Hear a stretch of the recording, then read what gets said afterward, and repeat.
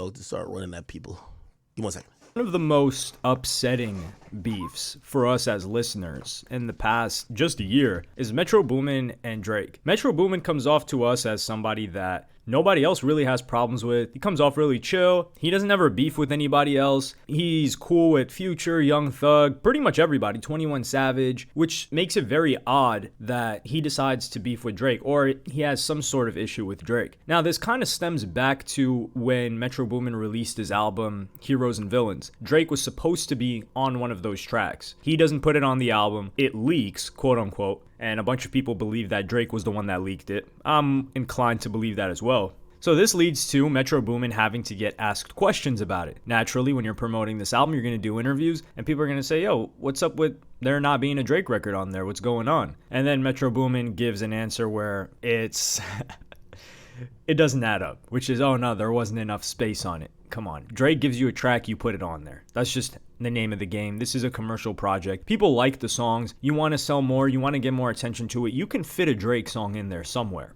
So it continues on. There's like some slight jabs thrown back and forth. We don't know the origin of the beef, but it comes back again more recently in the past week or so when there's been nominations. And Metro Boomin speaks out and he says, yet her loss still keeps winning Rap Album of the Year over Heroes and Villains. Proof that award shows are just politics and not for me. I don't care about awards, honestly. The true award and reward is knowing that the music I spend so much time on brings joy to people's everyday lives. Now, I think this is kind of an unfortunate slight because 21 Savage is really cool with Metro Boomin as far as we know. I mean, they were on the Without Warning project together. He was on Heroes and Villains. They had Savage, was it Savage Mode? I believe so, yeah. Savage Mode 2. They've done projects together. And 21 Savage and Drake's project Her Loss is kind of half and half, a 50-50 effort in terms of how often they appear. So taking shots at it like that is almost... It is somewhat taking shots at 21 Savage too, because that's his project. And he's saying, oh, you know, that just goes to show that this is about politics. I don't think he's wrong, but he could have said that without naming Her Loss, or he could have named any other album. And he goes on to delete this, but this just makes me think, how does the dynamic around this crew of artists work? Because 21 Savage and Drake is like this. And crossing fingers, they're really close. Drake and Future, really close. Metro Boomin is also close to Future. Young Thug and Drake is really cool. Well, Young Thug has bigger problems to worry about right now. So where does this end? Where does this go? And I feel like we should have some fun and speculate on this situation, which is, how does Metro Boomin get turned into the type of person that comes at Drake like this? And I'm willing to blame Drake. I don't think this is Metro Boomin's fault. I think he may be salty about something, but how often have we seen anybody upset with or going at Metro Boomin? The answer is, as far as I can remember, off the top of my head, none. So we've known Metro Boomin to be cool with the majority of people, doesn't get into problems with somebody. If he is having problems with somebody, we don't even know about it, so he's able to kind of conceal it. Now, Drake, well, the way that Drake moves, I mean, he's had issues with DJ Drama. If you guys remember, he had issues with Chris Brown, something over a chick. I think Lil Wayne even said Drake hit his girl when he was in jail. Now, I'm not saying this thing with Metro Boomin has to do with a chick, although that is the most likely reason for why he would be reacting the way that he is, kind of like feeling a slight or betrayal from Drake. But Drake's had issues with tons of people by the way that he moves. All right, my bad. Fuck! All right. My bad, it's my little dogs.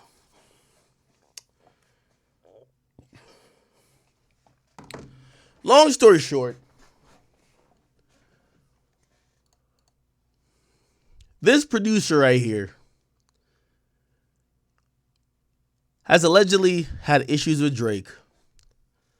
Some claim it's stemming from female shit. Some claim it's stemming from jealousy or ego. Future has had alleged issues with Drake because, or let me not say issues, wasn't feeling that Drake did a tape with Savage. Why? He felt that at a time that Drake needed the stamp from the hood, him being the hottest nigga in Atlanta, he did a tape with Drake. Years has done past, Drake chooses to do another tape, and I know you might say, well, Future, you did a tape with mad other people. I don't know why he feels that way about it, but that's what I've heard. He just feels if Drake's gonna do a tape with an Atlanta rapper, and that's what I've heard, if it's an Atlanta rapper, and it's nothing against Savage, it's just that if he's gonna do a tape with an Atlanta rapper, he thought Drake would have tapped him for the sequel. Drake didn't. Drake went with Savage. Okay? Now, are there other mitigating small things that's happened that, who knows, we're not with these guys every day? Yes.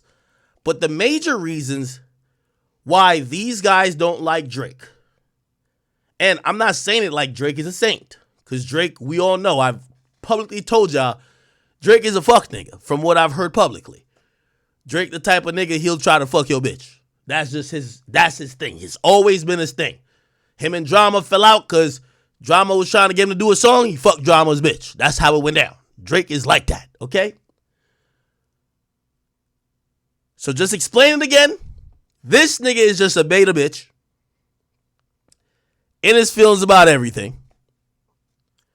One of them teary-eyed, you know what I mean, just always look like he finna just like ball it up. Pause. No Diddy. And apparently and allegedly, maybe some women dealings and jealousy led to him either thinking he had to prove a point to Drake or show Drake something, but he wasn't fucking with Drake. That even came into play when it was explained why Metro Boomin leaves Drake off. He was explaining why he left Drake off of, I believe, the song Trance, right?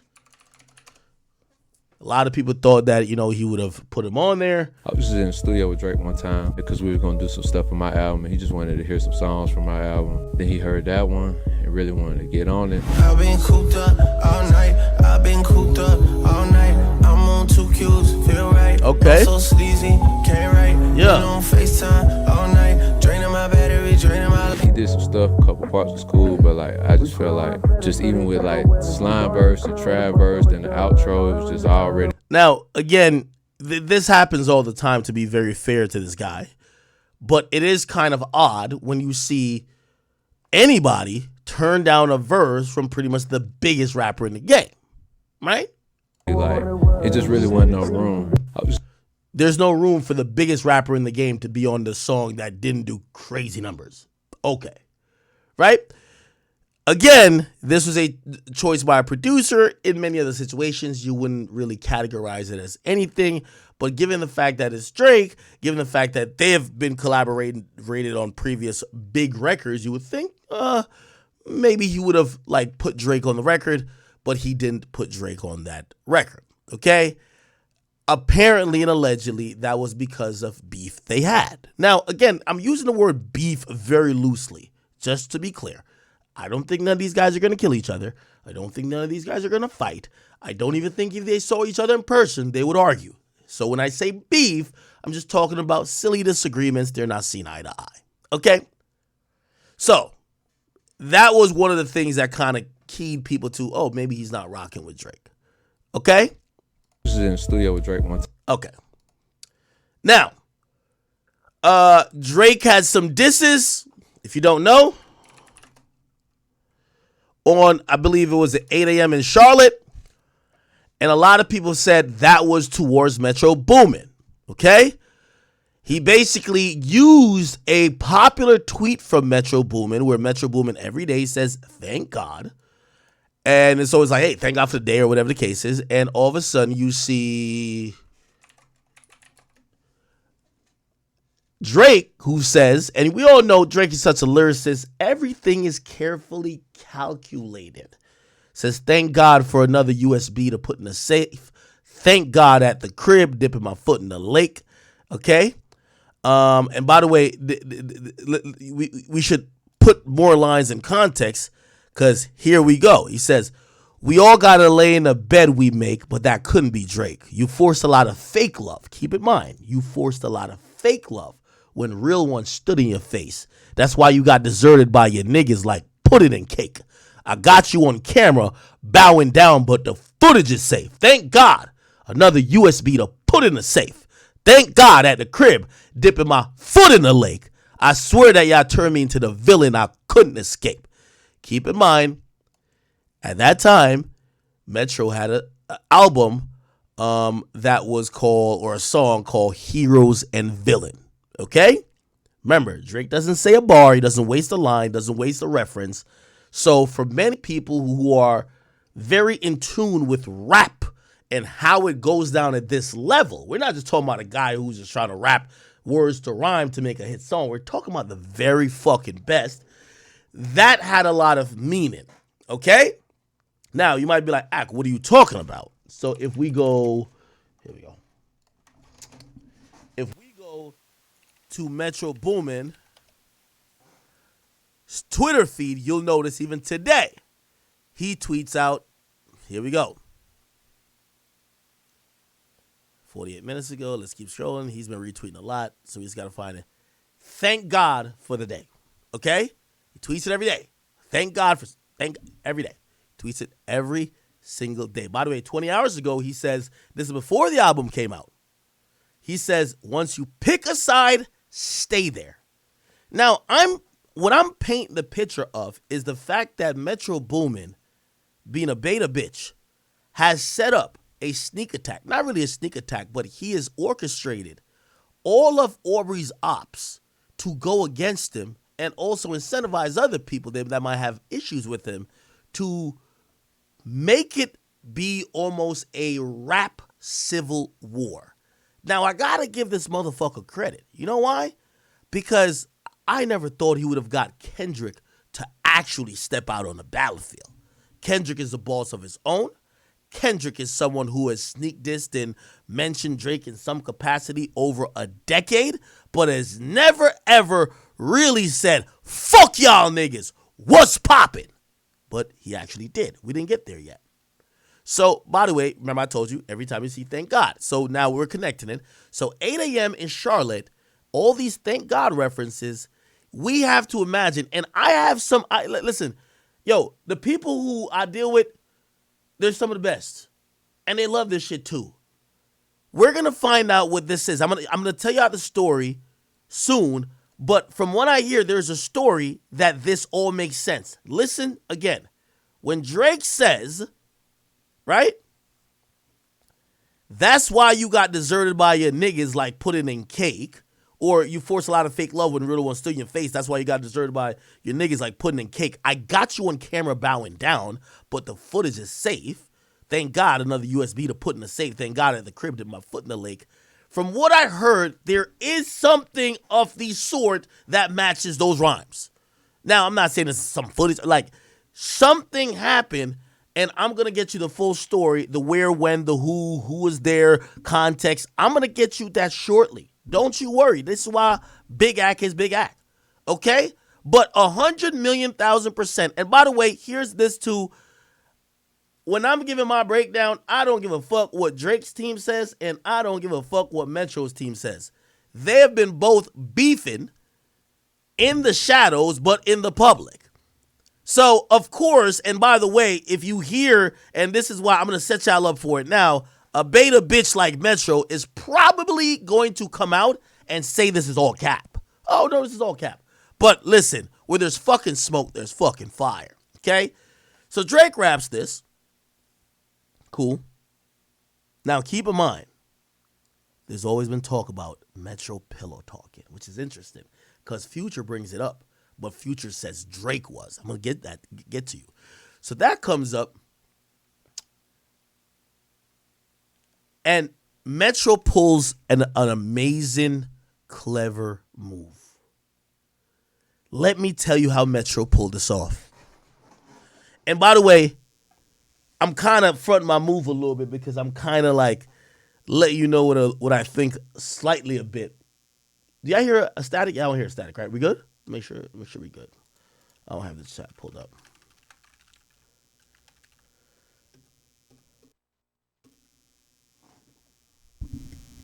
Wait. Okay. All right. Was there static? Give me one second. I gotta read the chat to make sure we straight, brothers.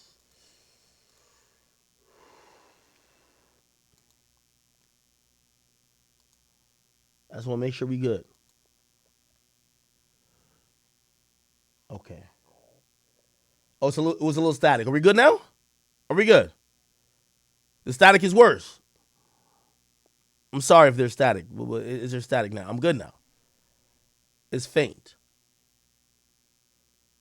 If there's static, I could unplug. Plug back in.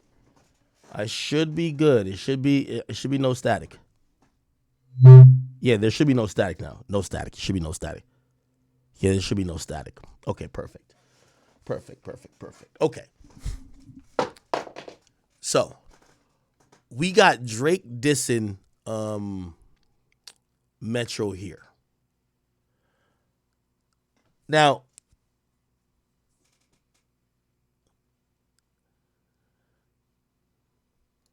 here's the ironic part. The beef didn't start here because this track is on For All the Dogs. What album came out before For All the Dogs? Her Loss. Right? Her Loss came out before All the Dogs. Now, if you look at the track listing for this, you'll notice Metro actually produces one of the songs that Drake is on. More M's, okay? That's a Metro Boomin beat. Now, here's why this is interesting, because you might be like, well, if he don't like Drake, why is he giving Drake beats on the album before Drake disses him? It gets interesting. So you have Drake, you have 21 Savage. 21 Savage's career, a lot of his career is kind of owed to Metro Boomin in their collaboration helping 21 go up. So here's why this is a perfect chess move by Metro Boomin. I said he's a beta bitch. I never said he was dumb. Now, I also got to put it and crystallize this, and y'all going to see where I'm going to. This is very different because I hear a lot of fans saying the simple thing. Oh, yeah, so nigga just dissed Drake. He about to back him. Let's be very clear. Meek Mill is the single dumbest rapper that's ever existed in rap. I think we could probably even all agree he has a negative IQ and probably deserves a helmet and probably sat in the back of the class with a tinfoil hat on his head and probably took the short yellow bus to school. He's so stupid, a blogger just violated him. Like, he's the dumbest nigga we've ever seen, okay? We're not talking about the dumbest nigga you've ever seen, okay? A back-to-back works on the nigga who's so fucking stupid and who also can't make a hit. Anything could have beat that nigga. You get what I'm saying? That nigga was just fucking stupid. What we are dealing with here is Metro, a shrewd operator. He's not confrontational, but he'll set it up to make it look like it is what it is. You're dealing with also some other people, Future, unfuckable with. Nobody could ever test, play with, question the discography, the talent, the fucking repertoire of Future Vandross, aka Future Hendrix. And then you bring in motherfucking Kendrick Lamar. This is why I said this motherfucking guy is smart. This guy, Metro, is smart. You bring in Kendrick. Kendrick ain't no Meek. You can't just back-to-back Kendrick. It don't work like that. Kendrick is Pusha T, but more in its prime, more sharper. Plays chess. And this is the type of battle and beef that it is actually meant for him to win. Because this won't, you see, Back to Back was a commercial hit song, happened to be a diss song. It won't be that with a Kendrick. You're not gonna drop like a simple diss song on Kendrick and win.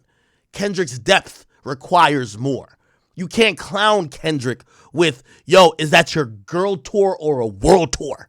You get what I mean? You can't clown him with, yo, I waited 4 days. You can't do that with a Kendrick. We're dealing with a different specimen here, people. And this is why we have to have this emergency meeting breaking down what this means. Okay? This is a whole different ball game. We saw how the Pusha T shit went down, but this is even more difficult. Remember that.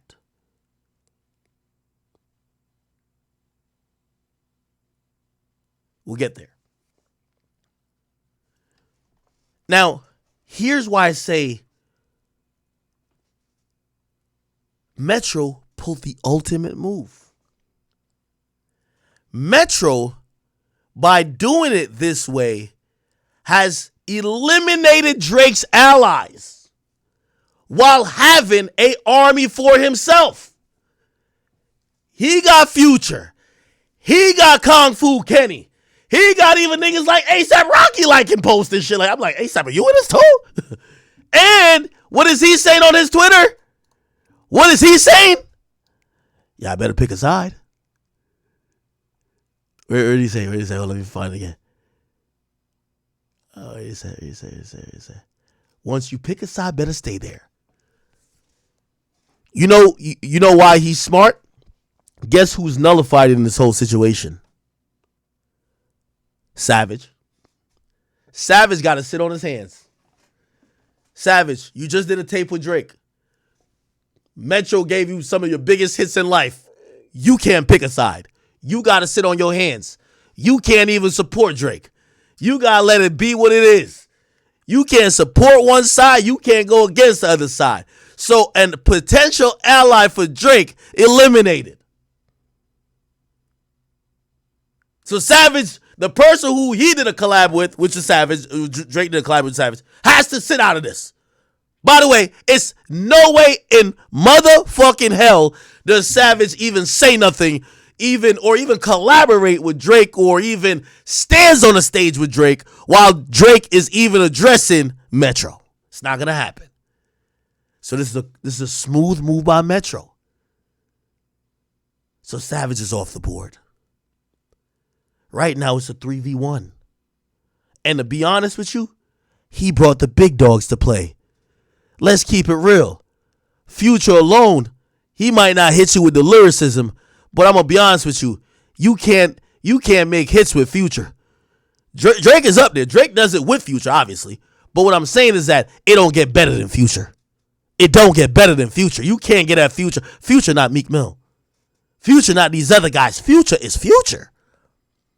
But if he wasn't enough, bring in Kung Fu Kenny, bring in K-Dot, bring in a big stepper. The guy who has lyrically triggered Drake for over a decade. We have interviews and deleted interviews to fucking document what's going on.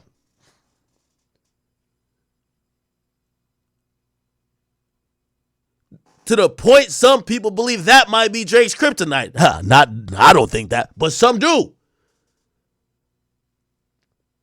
But this was a clever move as well. We all know when that nigga J. Cole dropped that song called Middle Child, he was really telling us what we all thought about him. He the nigga who we all know he just happy to be in the conversation. We've been saying that for years. This is the only year he been rapping like he's the guy. But we know that nigga said Middle Child. He said I'm in the top 3, even though I'm 3. Every day. Yo, listen. I just seen this recently. Look. Drake and J. Cole are on tour. Drake, speech, J. Cole. I kid you not. I kid you not. I kid you not. Let me see if I can find it. Give me one second. This week. Watch. Kid you not.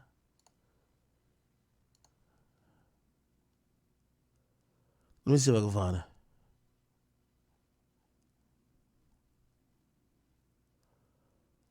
Wait. Give me 1 second. I'm going to find it for y'all. Don't y'all worry. It's basically Drake, J. Cole tour speech. Let me see. No, it's not 2 years ago. It's this week.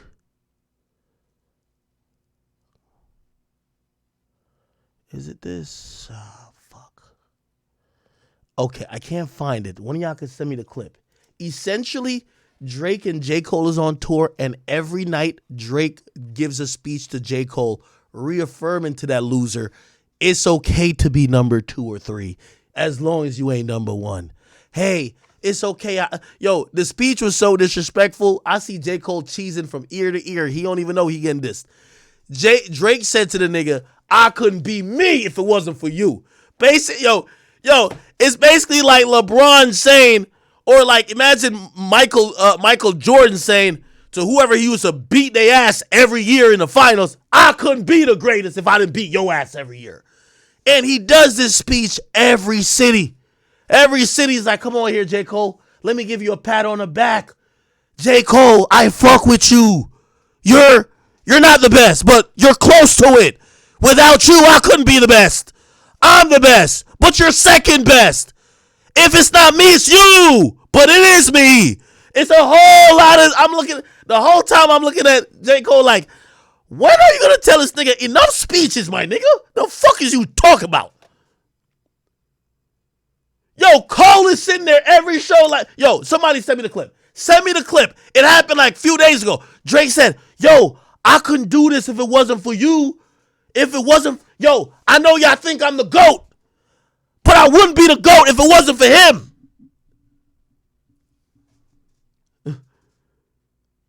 Tell me what to type in. I'm serious. Every show, J. Cole gets a speech from Drake about how it's cool to be number 2. I've never seen this shit before. They're on tour. The nigga is on tour getting a speech. Somebody says Cole numero uno.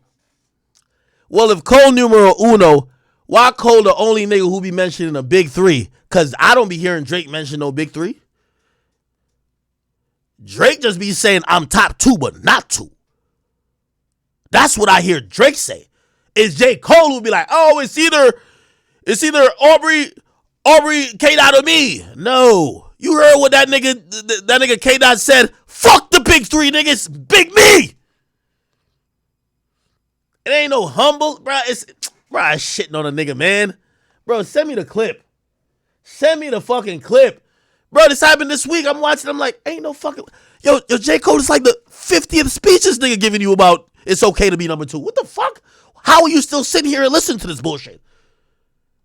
J. Cole cut that nigga off mid-speech and said, nigga, let's rap, man. First person, shoot it out. Like, yo, just get into some shit, man. The fuck you give me a speech for? Let me see if I can find this fucking speech. Bro, where did I see the speech on? Was it Gossip in the City? I gotta find the speech. I need y'all to see it. It's on Twitter.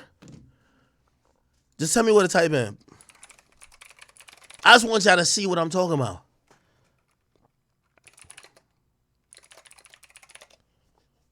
Let me see if I can find it.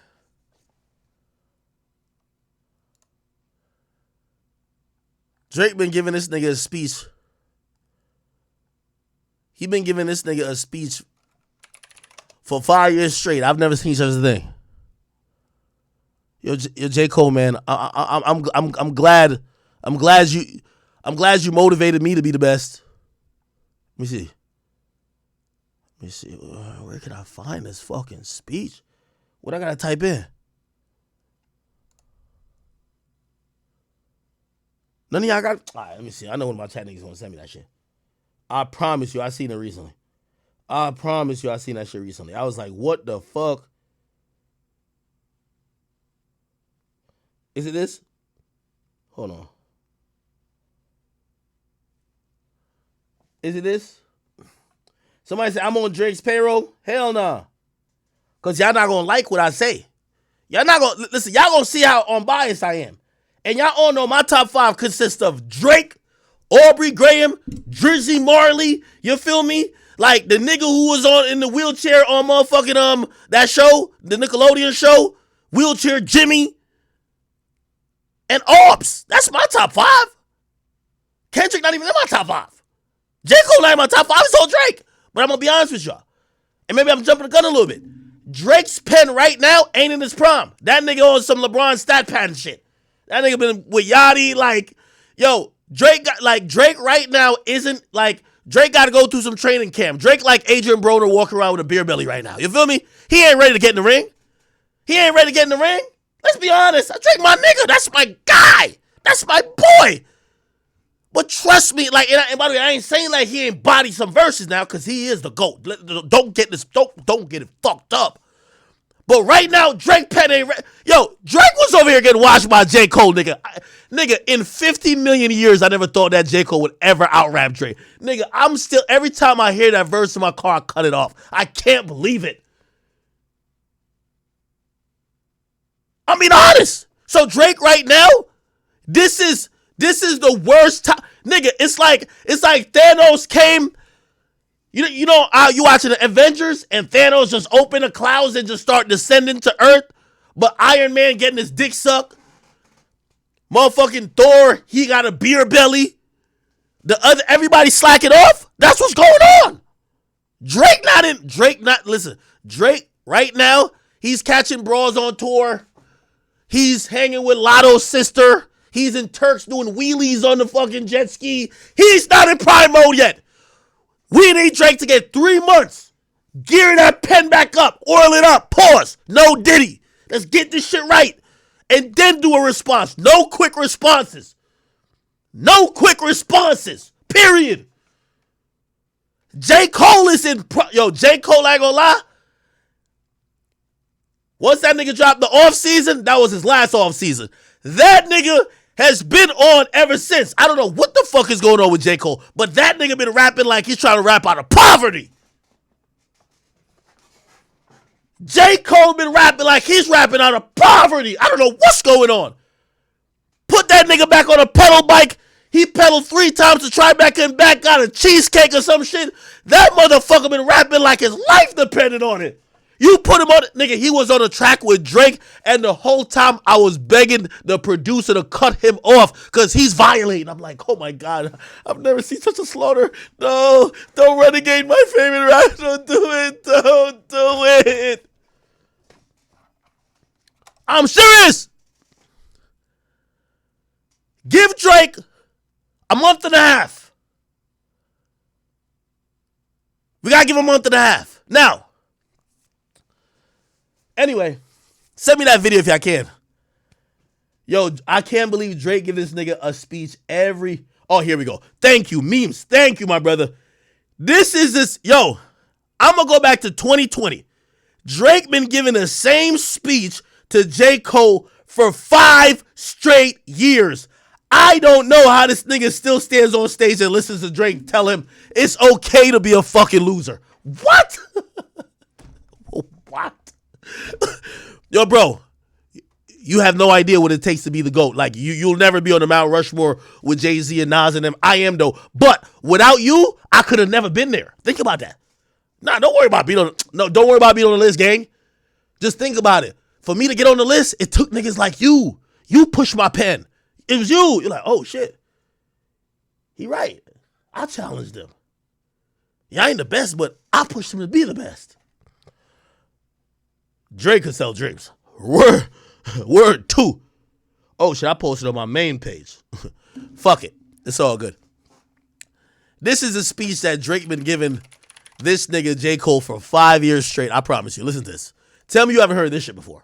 Look, and J. Cole be sitting there like he mad proud nigga, like he's getting the honor roll certificate. I want to tell you, you are truly one of the most gracious, one of the most humble.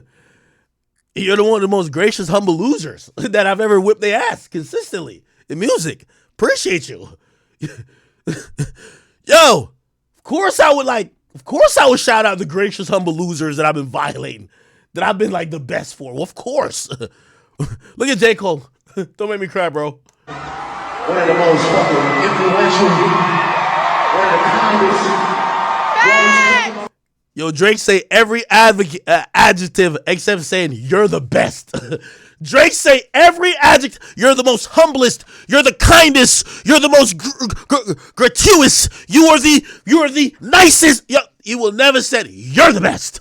He say everything else. Look at this nigga J. Cole. You can tell J. Cole's standing like he's standing like one of them little old women. Like, yo, nigga, for real, again, my nigga. You saying the same speech? Look at this nigga. It's like a fed up old black lady right here. This that stance right here. What the fuck, nigga? I could have been in Ghana playing basketball, nigga. You still tell me this bullshit after I out-rapped you like 2 months ago? Fucking bad! What you working on? I'm gonna tell you like this. I love you like my own. You're one of the fucking greatest to ever do this shit. Drake ain't never tell me he's the greatest. He's like, you're one of them. You're one of them. Career is not the same.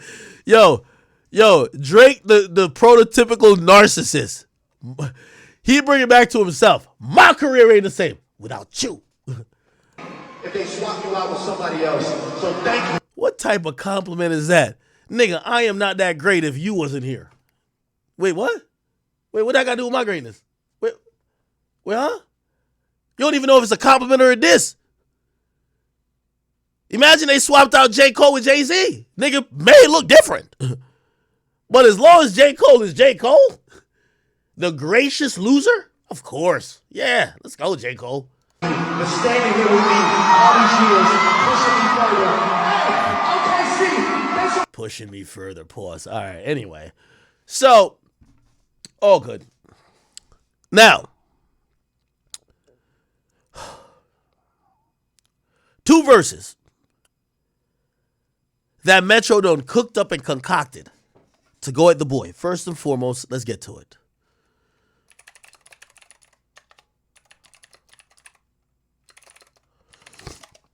It's the Like That verse. And if you were listening to my intro, if you were listening on Rumble or Twitch, you would have seen. This was Kendrick Lamar basically walking in the playpen and kicking over the sandcastle, kicking over the toys of all of this camaraderie. We're the big 3. You know what I mean? Like, again, and by the way, I'm going to be honest with you. I'm just a fan of rap. Drake is my favorite rapper, but I'm a fan of rap. Nigga, forget the big 3 when there's only 3. We gonna talk about Big Sean. Big Sean basically came out recently and said, I just couldn't keep up. That nigga just threw in the towel. Wale, we ain't seen him since we heard about the story of Diddy hanging him off the balcony. We ain't seen him since. Meek Mill, I ended his career. What happened to them other niggas that? ASAP Rocky, he nutted in Rihanna. He good. He chilling. He just doing some fashion shit. Everybody else is out of here. Let's give it a bean. So that top 3, it's not like there's like a lot of other competitors. They're the only 3 remaining. So at a point, fuck the top 3. It's about who's number 1, right? So here how Kendrick came into this shit, right? These niggas talking out of their necks. Don't pull no coughing out of your mouth. I'm way too paranoid. I gotta get in my rap voice. These niggas talking out of their necks. Don't pull no coughing out your mouth. I'm way too paranoid for a threat. Hey, let's get it, bro. DOT, money, power, respect. The last one is better. Damn. My boy. Money, power, respect, but the last one is better. He say he care about the respect. Say it's a lot of goofies with a check. I mean, I hope them sentiments symbolic. My temperament bipolar. I choose violence. Okay, let's get it up. It's time for him to prove that he's a problem. Niggas clicking up, but cannot be legit. No 40 water, tell him. Yeah, get up with me. Fuck sneak this in first person shooter. I hope they came with 3 switches. I crash out like fuck rap. This Melly Mel if I had to. Got 2 T's with me. I'm snatching chains and burning tattoos. It's up. Lost too many soldiers not to play it safe. If he walk around with that stick, it ain't Andre 3K. Think I won't drop the location. I still got PTSD. Motherfuck the big 3. Nigga, it's just big me. Nigga, bum, what? I'm really like that. And your best work is a light pack. Nigga, Prince outlive Mike Jack. Nigga, bum, before I get all your oh my God, I didn't even see this when for all your dogs getting buried. That's a K with all these 9s. He gonna see Pet Sematary. Oh my sweet. Nah, fuck that. I gotta play the verse. If we get kicked off YouTube, fuck. This one we gotta handle differently. We got Kung Fu Kenny. His top 3 is Kendrick, K. Dot, and Kung Fu Kenny. Don't even got you in it. My top 5 only got you. We gotta make sure we play this right now. Before we get to deciphering this a little bit more. People, check this out. Hear me out. This is a trap. If you think Kendrick, who basically is Kawhi Leonard now, who sits back 90% of the time, fires off 10% of the time, just jumped out randomly with a song with nothing prepared, you're wrong. This ain't Meek Mill. This is way advanced past Pusha T. Let's think this through. First and foremost, let me give you the rules of how rap beefs are going to go down. Remember Duppy freestyle and the story of Added On? The first round of a rap beef starts when the first dedicated rap diss is actually put out. This is why a lot of people believe you don't do Takeover versus Ether. You're supposed to do Ether versus Super Ugly. Let me again rephrase it. Takeover was the bait. Nas just answered properly with Ether. The response that it should have went against was Super Ugly, but Ether already won. Let me give you another example. Let's go back to Drake Pusha T. Infrared started this.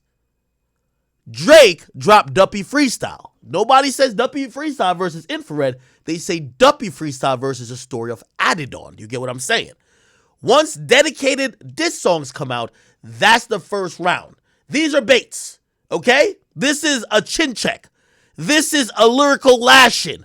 This is a yoke him up in the corner and call him a bitch move, okay? It's basically saying, nigga, I think you pussy. What's up, right? But this ain't what's going to go against whatever Drake is going to respond with. This is why I think it's a trap for Drake.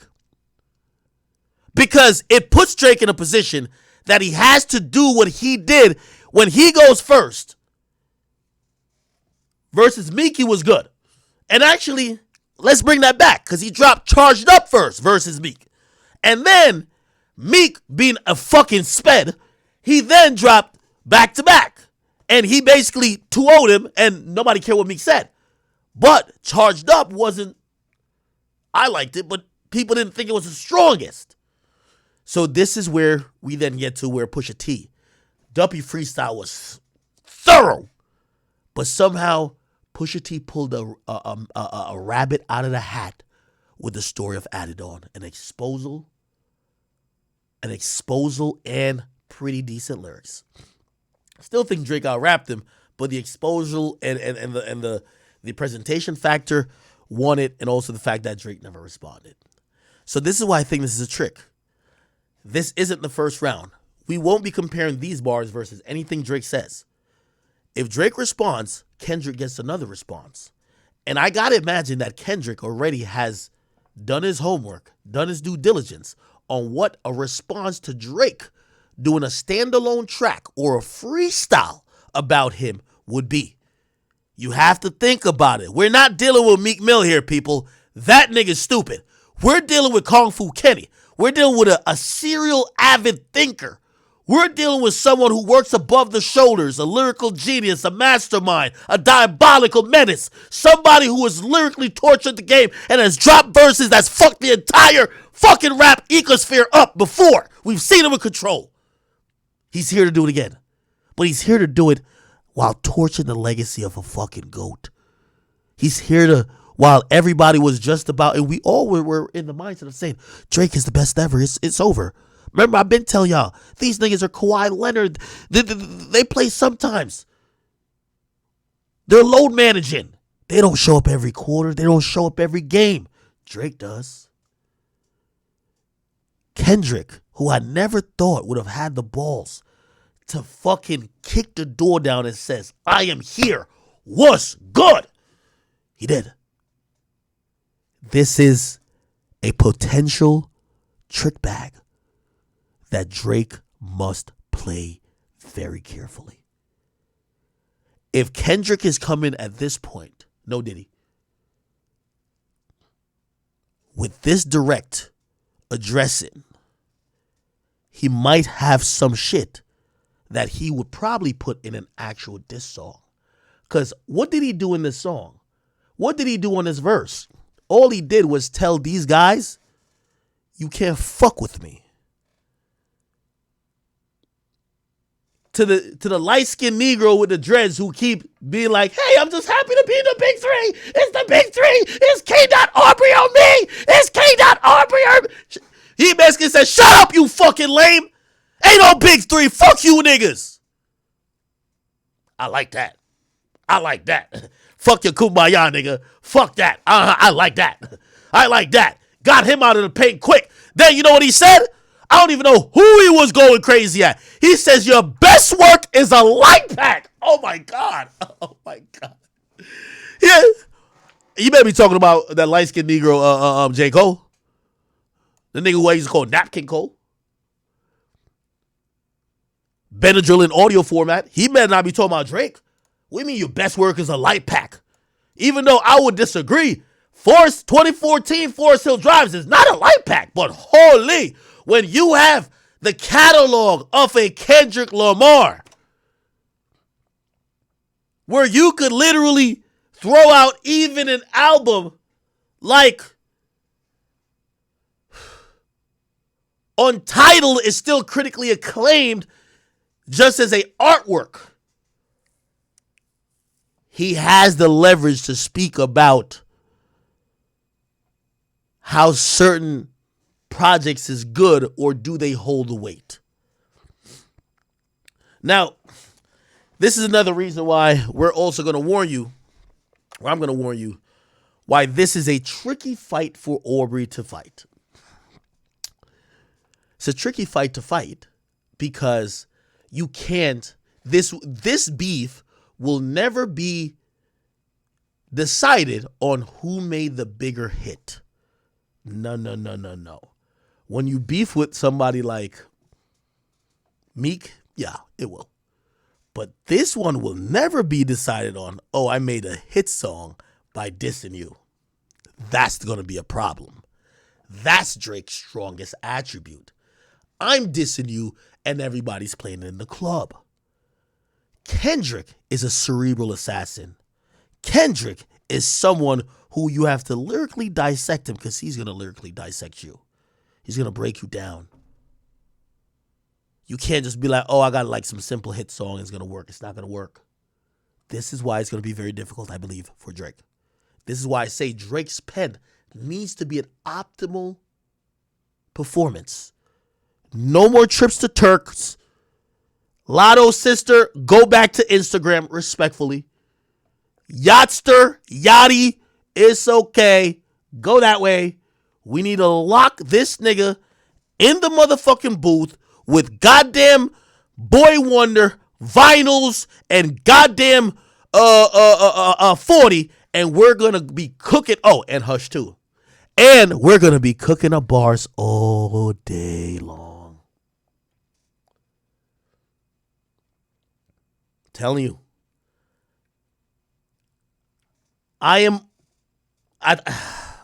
Okay, let's get to some of the references.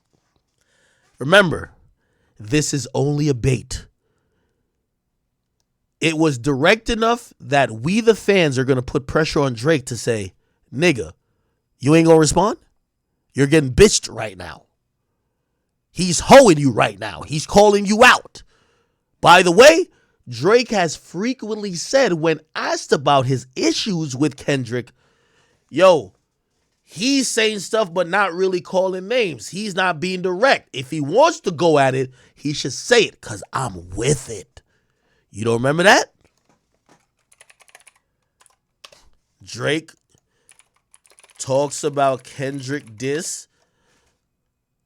He was on an LA station, and he basically literally said, let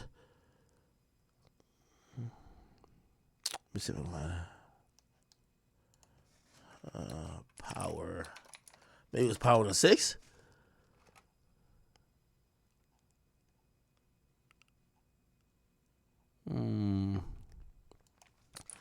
Drake talks Kendrick Lamar diss song. Give me a second. If I can't find it, I might have to go into one of these documentaries who probably will have it. Let's go here. Give me 1 second. Where? It was a radio interview. And Drake literally, like, I'm telling you what he said, but I want you to hear it for yourself.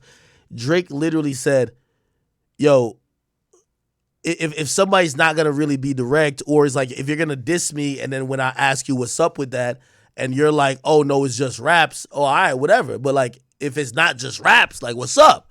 You know what I mean? Let me see. It's not this. Fuck. I obviously, you know, I always keep my ear out for. Nah, where can I find it? Let me see. All right, Drake Kendrick beef. There's gonna be something that explains it. Is this? Una oportunidad, creo mucho de. What the fuck? Give me a second. Okay, here we go. Drake and Kendrick If this is the good channel, and by the way, salute to this channel right here. What's the dirt? If they're good, they're gonna have this audio. Here we go. Make me. I'm learning that now. You know, that's not really my peace of mind having money. Toronto one time. It was a special. Our label and it would be not used to the just a few days. Grammy Awards, Kendrick Lamar, all cheap. It didn't feel genuine. Why do that? Why? And he doesn't. I'm gonna find it. Two different backgrounds. I really don't see that playing out. You know, as entertaining. Maybe to, you know, the people listening. You know, but not for myself. Keep in mind, Kendrick was classified as the savior of hip hop. Amazing, it was all love. And at this time, obviously, that he saw Kendrick just 5 days after the Control verse. Yeah, maybe it was this. And it was all love. I know that verse had no malice behind it because I saw him 5 days later at the VMAs and it was all love. And at this time, Drake was the talk of the town because this surprise project made a big splash. So just a few weeks later, Kendrick decided to shake things up and finally dropped his long-awaited album. Was about to have line for line. I thought I was on Up wouldn't let us air. It ain't free. Again, this appears Kendrick and Okay, maybe it's the Elliott Wilson one. Drake, Kendrick Lamar, Elliott Wilson. It's his Angie interview, you said? Drake, Angie Martinez, Kendrick. Let me see. Fuck. I should have looked these up before, right? Okay, here we go. And the neighborhood Drake Day going down. No. Yeah, this is what it is. I knew it was an LA interview. Here we go. Listen to how Drake talks about this. And he's almost saying, bro, if that nigga want to smoke, I'll give a nigga cancer if he really want to smoke. But that nigga not really like that. Like, that's what you're going to hear Drake say. Watch. Right now, man, Control, the record, people still banging it, man. Where is Drake at with Control? Here we go. I'm probably like as done as like the rest of the world is with that record. Like I think it came and it went, you know what I mean? And not to discredit it, like it was a good moment, but at the end of the day, it's just like, it was like one of those sort of like fleeting like Twitter frenzies that like, it was cool for what it was. By the way, love Drake, but this is what we call sassy aggressive right here, okay? Was, you know, and I'm just into making like, my thing is like I like lasting power, you know, that's my thing. I want you to still be listening to this album in the summer or, you know, next year. Where I want this to stay in your car, stay on your mind.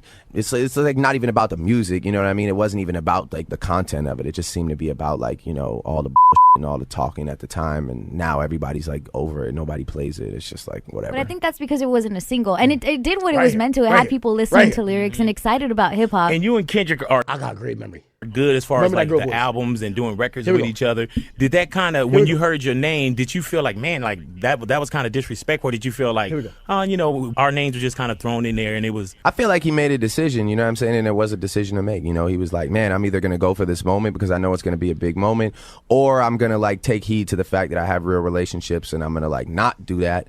Cause like, you know, I'll be real, like I've thought of doing that before. You know, I thought like, man, it would be crazy if I just went off on everybody, but it's just kind of like, where does it really get me? Then what? Then every time I rap, people are going to expect me to be confrontational, and when I'm not, then it's not entertaining. You know what I mean? It's like, it kind of puts you in a box a bit. So I don't think that put Kendrick in a box. I don't know if I necessarily respect it. You know, we all make decisions. I'm sure he'll be good. He's talented as you know what I'm saying? He's going to have another album and another opportunity to take the world by storm. So he'll be all right, you know what I'm saying? Even if it doesn't feature, you know, any of the names that he mentioned, which it probably won't, to be honest with you. I don't know who's going to go back from that and be like, yeah, let's link up and nah, you know what I'm saying? But he'll be all right. You know, he's a talented dude. Does it make you like not want to collab with him? Yeah, I'm good right now, you know what I'm saying? Like I'm just about this album. Sassive aggressive.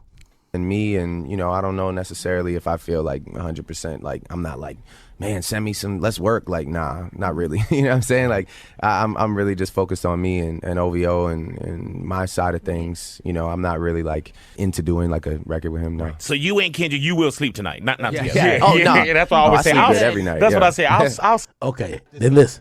It elevated too much? Nah, I feel like that's it. It's like, you know, he's the new guy to love, and of course, I mean, rightfully so. He's super talented, you know. But thank you. But he's but he's like, you know, he is the underdog. that's extremely hungry. You know what I'm saying? And he's doing his thing really well. And that verse was, he's giving people like moments, you know, like that verse was a moment to talk about. Are you listening to it now at this point in time? Okay. And then it was real cool for like, you know, a couple weeks. But like, if I asked you, for example, like, how does that verse start? Oh, do you remember? No, and like, now mind you, it'll go on and Complex and Rap Radar, give it like verse of the millennium and all that shit or whatever. But like, I'm just saying, it's like, you know, I remember like somebody like asking me, you know, or maybe it was you that was like, is Kendrick Lamar your biggest competition like in this generation or whatever? Yeah. And I think that Kendrick has like the utmost potential, man. Like, you know, I see Kendrick tomorrow, I'm gonna dap him. I didn't feel the way about that verse. I get it. I get the moment. Like, you know, he's a good guy. And like, I know that verse had no malice behind it because I saw him 5 days later at the VMAs and it was all love. So it's like, he didn't come on there on some wild, like, yeah, I'm in New York, fuck everybody, don't look at me. Like, I'm the king. So it was one of those things, it's like, I almost wish he had come in there on that shit because I kind of lost like a little respect for the sense. Whoa! Hey, Aubrey! This why you start to be my favorite. Hey, let me tell you this. I know y'all say I'm the biggest Drake fan. And of course, at times y'all don't say I'm biased. And of course, I'm biased sometimes because I like his music. But I'm going to call a spade a spade. Aubrey, this was over 10 years ago. You know what I heard when you said this? You said, pussy nigga, if you want smoke, don't take it back. Stand on it. And I ain't going to lie. What Kendrick just did on this record, he's standing on it, nigga. He's literally saying, fuck you niggas. Fuck a big three. You niggas is trash. You can't fuck with me. And fuck your song. Fuck y'all record and stop clicking up. Remember you said this, Drake. You said you lost some respect for him because he said it was rap. You wanted him to stand on it. He's standing on this shit. I get the moment. Like, you know, he's a good guy. And like, I know that verse had no malice behind it because I saw him 5 days later at the VMAs and it was all love. So it's like, he didn't come on there on some wild, like, yeah, I'm in New York, fuck everybody, don't look at me. Like, I'm the king. So it was one of those things, it's like, I almost wish he had come in there on that shit because I kind of lost like a little respect for the sentiment of the verse. If it's really fuck everybody, then it needs to be fuck everybody. It just can't be halfway for the sake of the people. But you know what I'm saying? Like, for real, that's just how I feel. I still like... when it comes to competition, I'm more worried about consistency. I'm more worried about bodies of work. I'm basically talking about, like, you know, there's one guy who's up every night thinking about how to get better and how to do things bigger. And, you know, that's Kanye West. He's like, he's always going to be the guy that's trying to outthink and outdo, you know, everybody. So for me, that would be like. Damn, he shit on Kendrick. He basically said Kendrick's a bitch. That nigga rapped a bunch. Don't stand on it. He not the biggest competition of this era for me. It's really still the GOAT. Yay. And he shit on Kendrick. And by the way, I respected Drake for saying this because don't throw stones and hide your hands. And if you with the smoke, be with the smoke. One thing I've said about Kendrick, he's not battle-tested, people. I love Kendrick Lamar in terms of his music, but he's not battle-tested. Kendrick Lamar has given us great verses. He's shown that he would be someone that if it came time to battle rap, he would be a fucking monster, but it's almost like LeBron James in a dunk competition. We seen you dunk in games and do some of the most amazing dunks, but you never really signed up for the competition where it was just the competition. And we saw you win the competition. We seen you dunk in game. We seen Kendrick do amazing verses on great songs and diss people on great songs, but he ain't never really just do dedicated disses in the space or the context of a battle. So when everybody's talking about all this, Kendrick do this, Kendrick would kill this, it's like saying LeBron would win a dunk contest, but he ain't ever done it. So I respected Drake when he was saying, yo, if you're going to stand on it, because what Drake is really harping off of is not even on some he wants to be a tough guy, a bully, want to beat people up, none of that like that. What he's saying is that, yo, in the spirit of hip-hop, is that if we're going to compete and we're going to really go head-to-head with these bars, and it do get personal sometimes, and it do kind of get a little left at times, you got to stand on it. You can't just take it back on some, oh, nah, I ain't really mean it. And it looked like Drake was prepared that if Kendrick was standing on what he said with control, I would have expected Drake to formally respond to it. Okay, this is what I'm saying, and I'm gonna stand on that. But and I could be wrong, but it came across to me. He was like, yo, this nigga not even stand on what he's saying. Why the fuck am I respond to it? Like, yo, it was a good moment, but like, he not standing on it. He's just rapping a rap.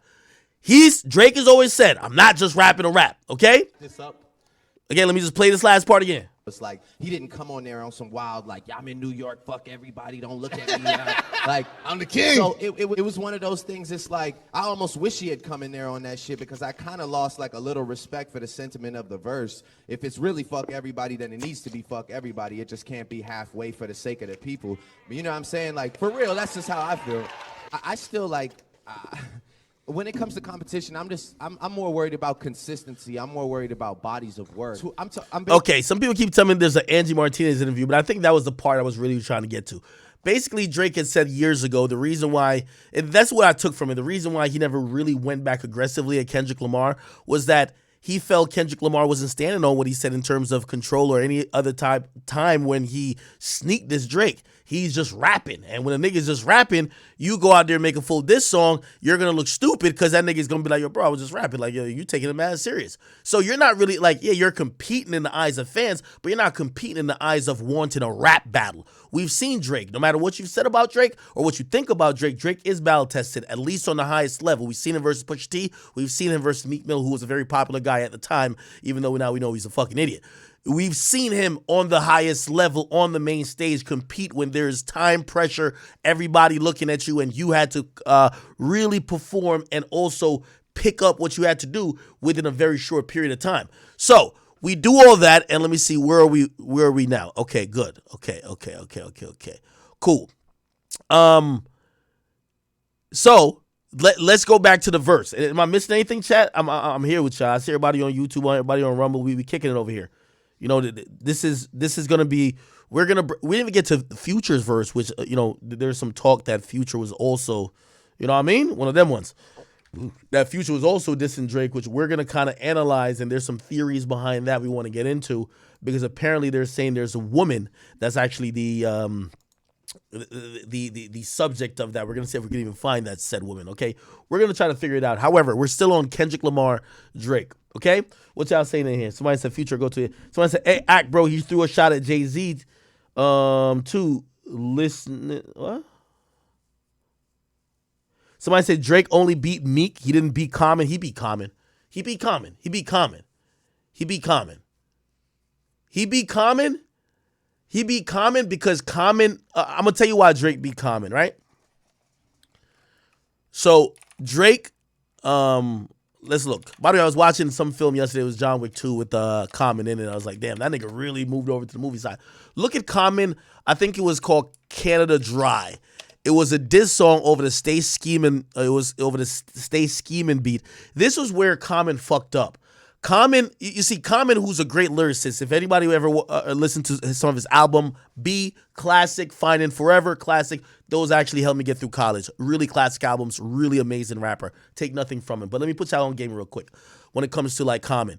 Common did something, and this is why we got to analyze how Drake should respond to this. Again, I'm not just dissing, I'm telling you the truth. This is not a Meek Mill. This is not the dumbest nigga in the class. You have to be strategic.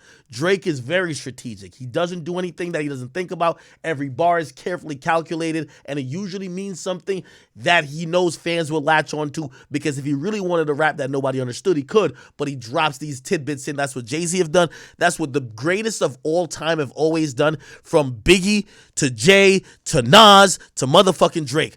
The greatest guys in the culture with the pen that know how to, fuck all these triple entendres and all these, metaphors and similes. They really know how to drop those kind of like Easter eggs in there to make their verses pop. Like, that's what's always been done. You get what I mean?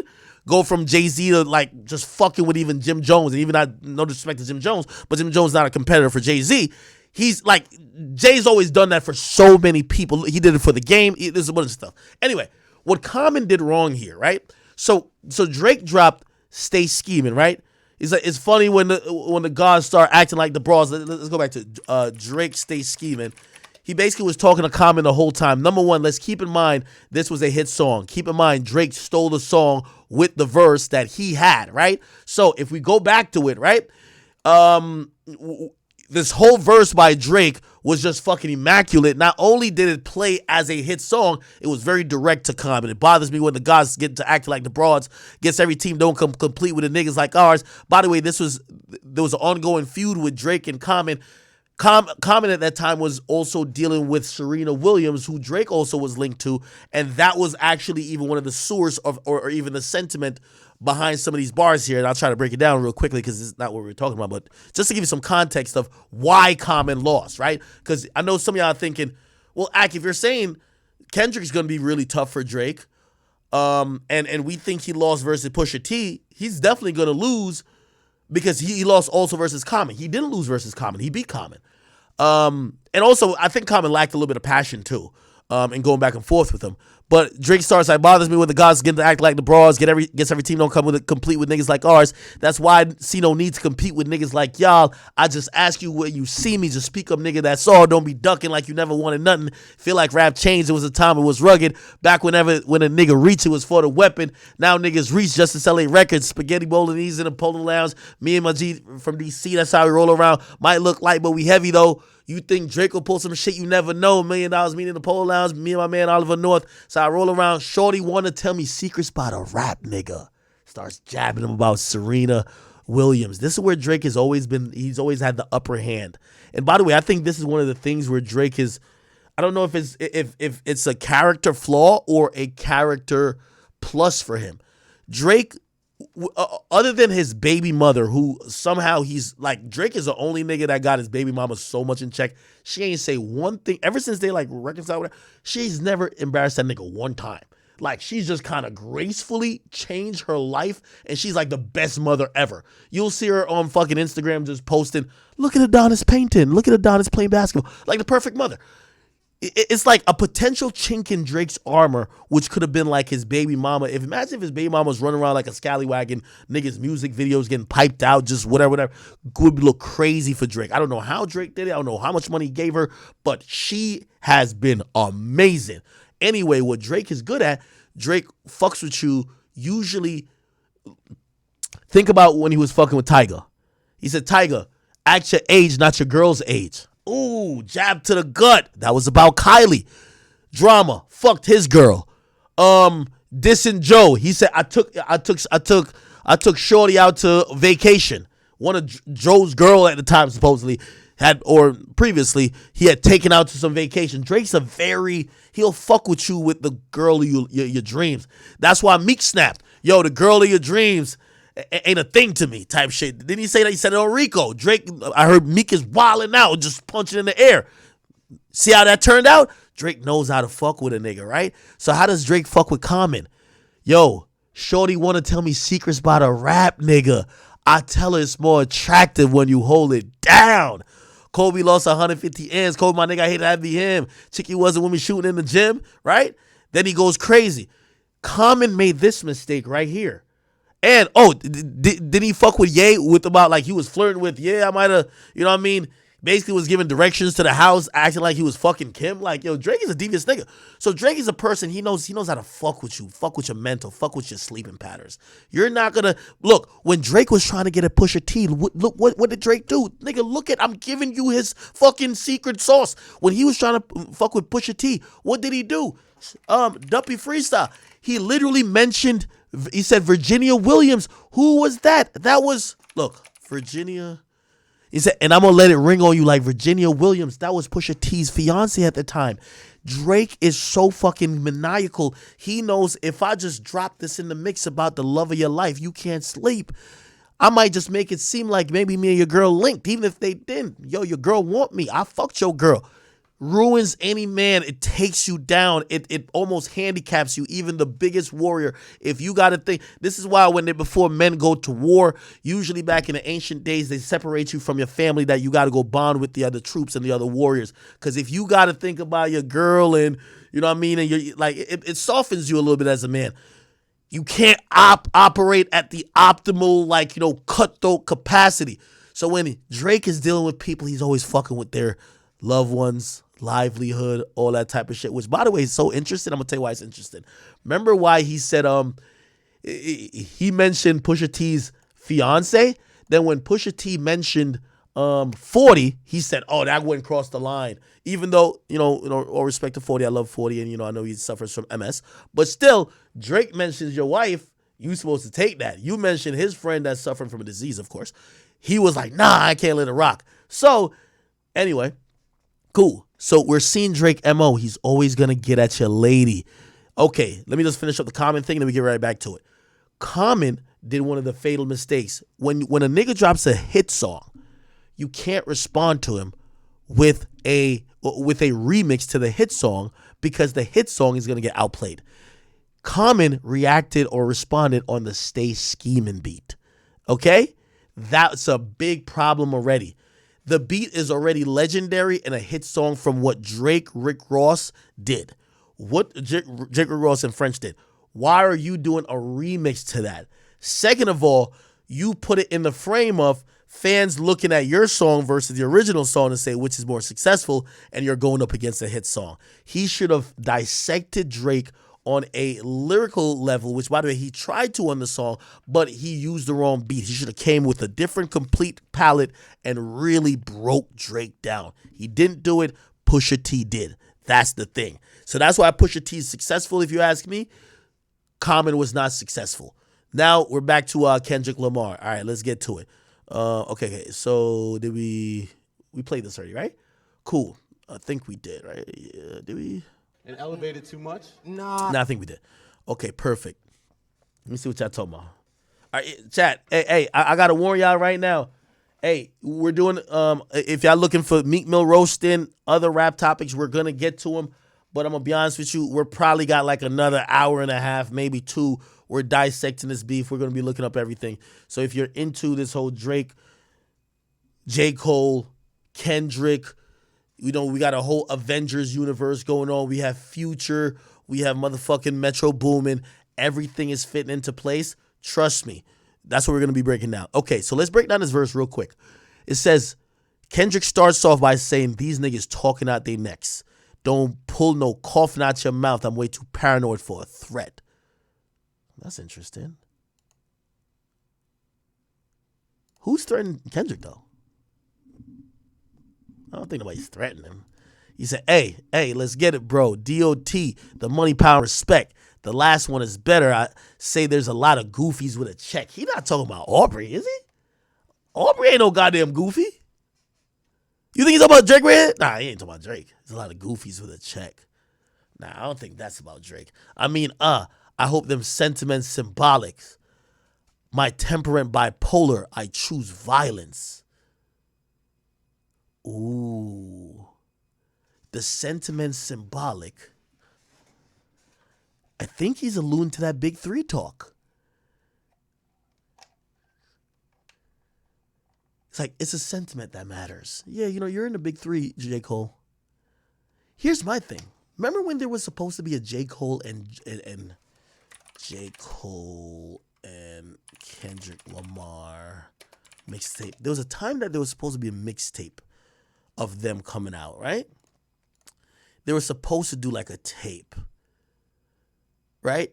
And it never came out, or a collab album, but it never came out. They did do like they dropped a song or like 2, and we were waiting for it, but we never got the full thing. I remember Black Friday was one of them. We never got the full thing. Where did their relationship go? I remember watching, I believe J. Cole's manager, his name is like Ibrahim. Let me see what he's saying on Twitter right now. Ibrahim, J. Cole, Twitter. Let's go to his. Okay, this is J. Cole's manager right here. Let me see if he said anything that's purposeful. He said, bitch, I'm on my shit. Okay, this is old. Damn. Yo, Kendrick got everybody on mute. Holy shit.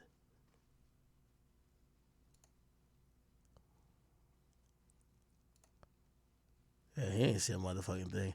He's just preparing for Dreamville Fest. Okay. So Kendrick looked like he's never been down with this like Big 3 talk. Like, fuck that shit. That's why he's saying, I hope the sentiment's symbolic, which means, oh, okay, I'm part of the big three. I hope that's symbolic. But my temperament is bipolar. I choose violence. Hey, let's get it up. It's time for him to prove that he's a problem. Who said it?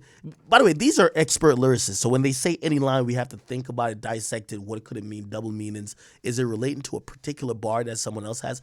Has anybody rapped, as J. Cole or Drake rapped about, their problem recently?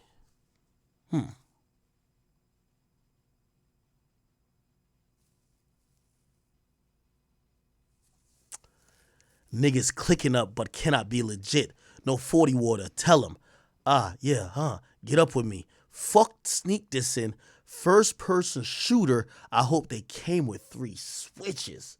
Hey, by the way, what he keeps alluding to, and you see he alludes to it here with I hope the sentiment's symbolic, and even here, he's basically alluding to, and even with the 3 switches portion, he keeps the moniker, or the thing that keeps coming up consistently, is 3. He keeps using 3, which I'm going to be honest with you, I really feel like this is more of a shot at J. Cole than Drake, because I don't feel like Drake is ever really, he has at times, but I feel like he's more jacked like, yo, I'm top 2, not 2. I think he's almost like, he rapped on Scene Green. He's like, yo, I'm known as the GOAT. Like, he's not the guy like, I'm known as the top 3. He doesn't say that. He's, I'm known as the GOAT. It's me, right? Like, we all know first person shooter, J. Cole lyrics. Famously, J. Cole rapped about the top 3. And by the way, I won't say it was corny, because, like, to keep it real, Cole snapped on that. But, if every time you proclaim how good you are, you got to lump 2 other niggas in it, maybe you're using them to validate yourself, right? So let's go to J. Cole's lyrics on this, right? Actually, let's go to Drake lyrics. So this is first person shooter, which, by the way, clearly Kendrick took this as disrespect. Now, I'm not sure if he just took the collaboration as disrespect. Did he take the title as disrespect? Because the title is first person shooter, right? Give me 1 second.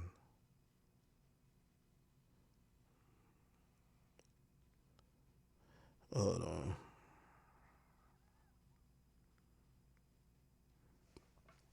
Okay. Okay.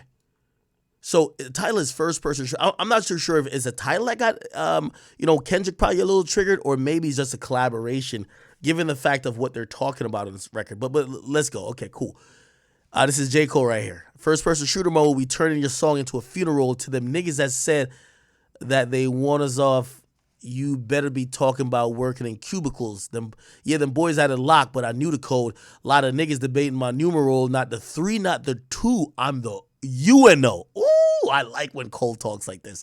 Yeah, but it gets negated because he mentions 2 other niggas later on. You know what I mean? Anytime he mentions himself as the number 1, he then always mentions Drake. Like, the fuck, nigga? Just be like, nigga, I'm the best. These niggas under me. Everybody. Like, don't even specify Drake. Everybody. Right? He says, numero uno, me and Drizzy, this shit like the Super Bowl, man, this shit damn near big as a what? Big as a what? Okay, cool. Then Drake comes in, and listen how Drake gives it up. But he says, big as a Super Bowl, but the difference is just 2 guys playing shit that they did in the studio. Niggas usually send their verses back to me and they be terrible, just like a 2-year-old. I love dinner with some fine women when they start debating about who the GOAT. I'm like, go ahead, say it then. Who the GOAT? Who the GOAT? Who the GOAT? Who the GOAT? Who you bitches rooting for? Like a kid that act bad from January to November. Nigga, is just you and Cole, right? And then Cole comes with his crazy verse. He says, yo, niggas so thirsty to put me in beef, dissecting my words and start looking too deep. I look at the tweets and start sucking my teeth. I'm letting it rock because I love the mystique. I still want to get me a song while I be. Can't trust everything that you see on IG. Just know if I diss you, I'd make sure I hit you like I'm on your caller ID. That's also an interesting bar right there. So he's basically saying if I'm going to diss somebody, I'm going to be direct. He says, I'm naming the album The Fall Off. It's pretty ironic because it ain't no fall off from me. Still in this bitch getting bigger. They waiting on the kid to come drop like a father to be. Love when they argue the hardest MC. Is it K-Dot? And this is where I didn't like what he did. You mentioned Kendrick first. Love when they argue the hardest MC. But you already name another nigga first. Is it K-Dot? Is it Aubrey or me? We the big three like we started a league, but right now I feel like Muhammad Ali. Yeah, Muhammad Ali. The one that they call when they shit ain't connected no more, feel like I got a job in IT. Rhyming with me is the biggest mistake. The Spider-Man meme is me looking at Drake. It's like we recruited your homies to be demon deacons. We got a 10 in your wake. Hate how the game got away from the bars, man. This shit like a prison escape. And I think this is where it might be a slight diss to Kendrick. Everybody steppers, well, fuck it. Then everybody breakfast, and I'm about to clear up my plate. So everybody steppers.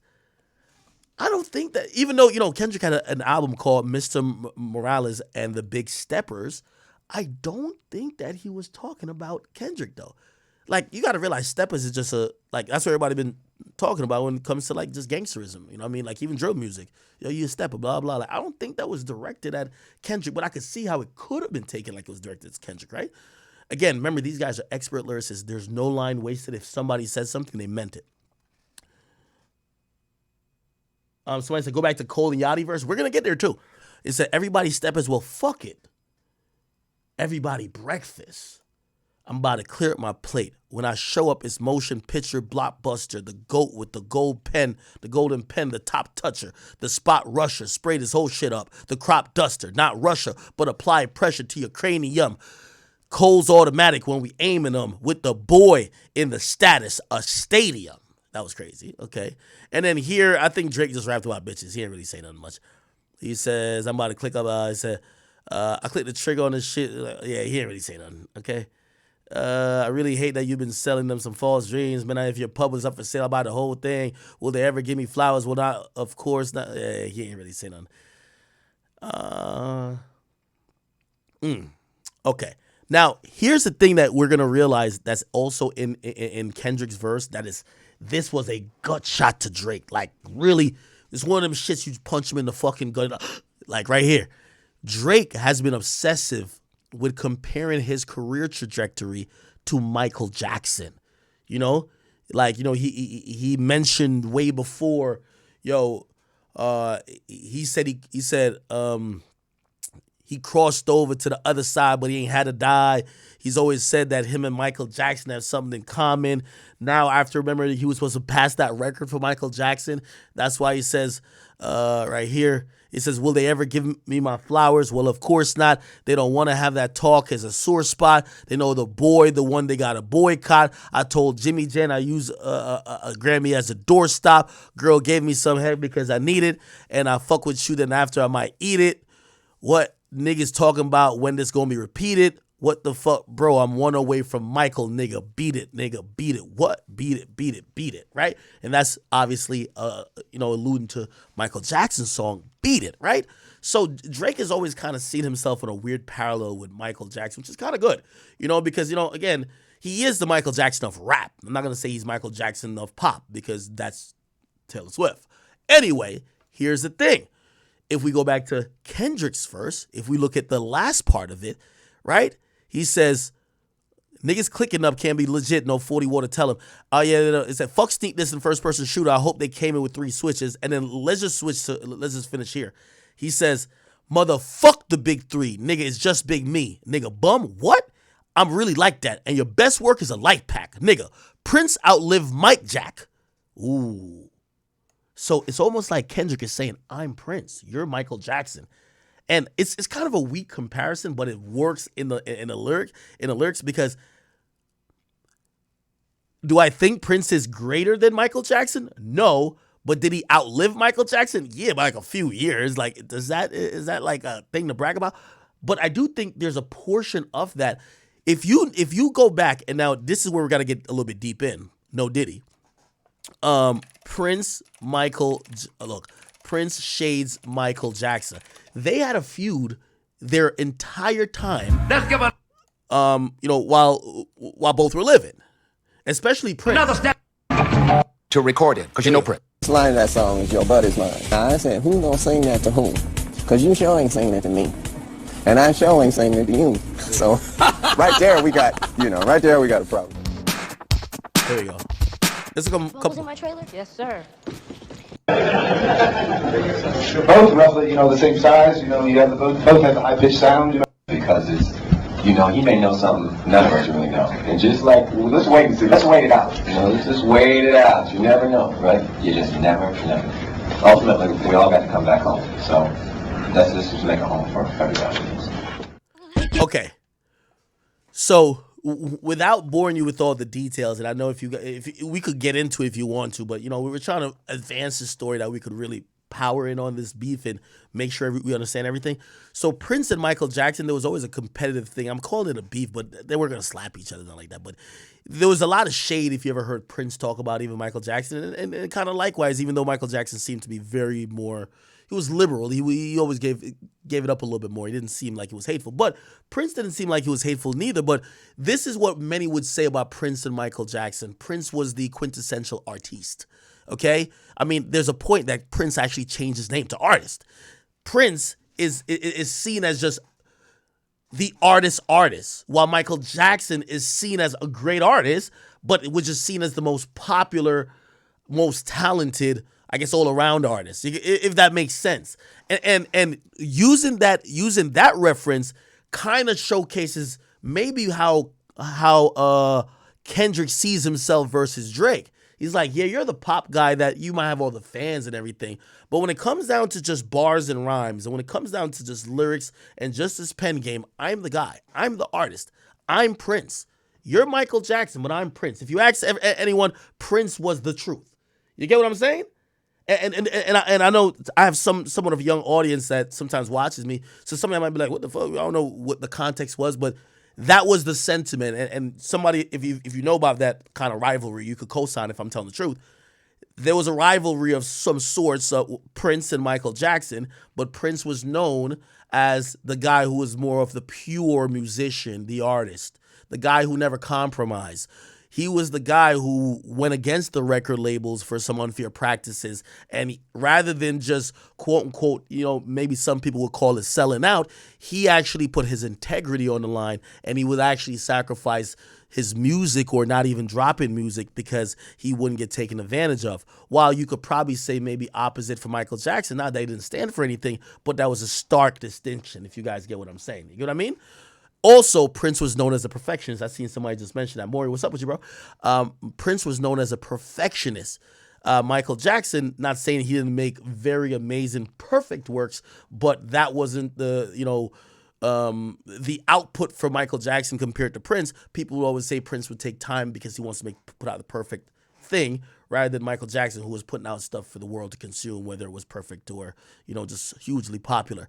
If you think about Drake and Kendrick, you will see why Kendrick would kind of think he's more like Prince, while Drake, okay, we get you with the Michael Jackson thing, even though some of y'all see on the chat saying Drake shouldn't compare himself to Michael Jackson. Cool. All right. Bet. We're still going through. Paranoid for threat. Okay, here we go. It says, okay. So we were here. Fuck sneak this in first person shooter. I hope they came with 3 switches. Now, before we get to the other part, we have to remember that this, at least at first, right, where he says, it's like goofy. No, not goofy with the but like, I hope them sentiments symbolic. My temperament's bipolar. I choose violence. Right? He seems like he's talking about his big 3 thing, which J. Cole has popularly kind of claimed. Let's go back to J. Cole's secret recipe. We're trying to collect lyrics of why Kendrick reacted the way he did, and try to find some of the stems and the source of like where all this, animosity or altercation, or maybe it's just competitive edge, but we're going to try to figure out where it is. Okay, this is Yachty and Cole. Cole comes in second verse. He said, Cole and Yachty coming for the respect. Come and pay your debt. Just like a travel pillow, we at your neck for the way you slept. this nuance, but I see hella influence in the way you dress, the way you sound, the way you move. You trying to stay abreast in all the latest flows and all the latest tones from Generation X. Y'all chasing relevance is evidenced by the way you step. As for me, I cook so masterfully, ain't gotta pay a chef. I'm older now, but still, I'm cutting edge like a bayonet. From out the Ville, we OSHA certified, we gotta wear our vests. Too many homicides, a lot of sliding, they good at making decks. Thanks to God, I made it out of the city. Most would say I'm blessed. The greatest flex that I made a milli. I feel like I'm Bangladesh. I hate the press refusing interviews when they request. Niggas fake progressive and woke. I start saying less. I had to stop it. Peeped how much they profit off racial stress. Some activists got so rich, they probably wish we stayed oppressed. Oh, that's interesting. That's not going at Kendrick, though, is it? Yeah, I don't think. Okay, good. Ooh, here's another thing with steppers. Studio steppers moving extras on song, faking rep. Ooh. Remember this? I think this is definitely after the album by Kendrick Lamar, Mr. Morales and the Big Steppers. Okay, studio steppers moving extra on songs, faking rep. Only Breaking Bad in the lab thought y'all was making meth. Niggas making threats and I laugh because you ain't a threat. Don't ask how I feel about no rappers. Shit, they okay, I guess. Ooh. I'm going to be honest with you. I think Kendrick took a lot of this shit personal. I don't know if it was aimed at him, but I think he took from right here going down, I think Kendrick took all this shit personal. Incoming call, press the button, the one that say accept. He FaceTime, asked for a feature, and saw the face of death. I'm on your song, your streams going up, not quite the Drake effect, but don't complain, bitch, take what you get and cut the label check. My table's set, I dine on your favorite, one verse will take his breath. I probably put more niggas on pause than Cam and Mason Beth. My agent got a whole lot of calls, it's like he paid a ref. These bitches out here looking like Steph. On the late contest, wide open, shooting a shot, don't even waste your breath. I've been stop fucking with you thoughts. Ain't got no patience left. Save that shit for one of them niggas that rock the fake protects. My paper stretched like a Laker before you break a sweat. Signed, the greatest yet. That was a good fucking verse. Holy shit. Okay. This is what I'm kind of looking for, right? Who called him a bum? Look. He said, motherfuck the big three. It's just big me. Nigga, bum? What? I'm really like that. Who called him a bum? Who called him a bum, chat? Chat, who called him a bum? Feel like I'm missing something. Who called Kendrick a bum? Somebody said you. Did I? I did. Somebody said it's an ad-lib. Somebody says ad-lib. Somebody says Charlamagne the guy. No, he didn't. Oh. Somebody says bum was a sound effect, not a bar. Okay. Nigga, okay, what I'm really like that. And your best work is a light pack. Now, here's the thing. I believe this is a cranium shot. This is from 3,000 feet away. This is a sniper shot. From elevation 2 miles above sea level. In the middle of a war zone. Straight to Drake. This ain't that cold. He says your best work is a light pack. Oh my God. Now, this is a little conflicting if it is at Drake, which we believe is at Drake. Because Drake's best work, Kendrick's featured on. What would that be? Take Care. The album. There's an interlude on there called Buried Alive. That is solely Kendrick Lamar. By the way, we all acknowledge that this album is classic.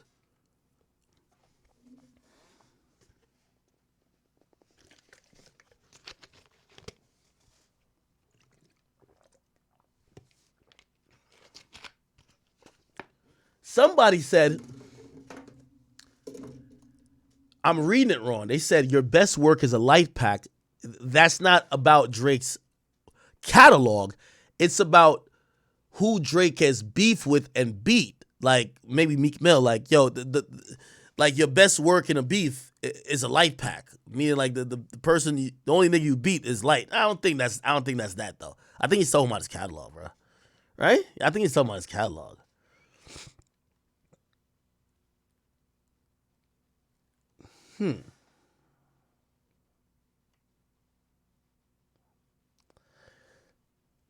Ovio Andre says Kendrick only the hot topic when he's talking about Drake.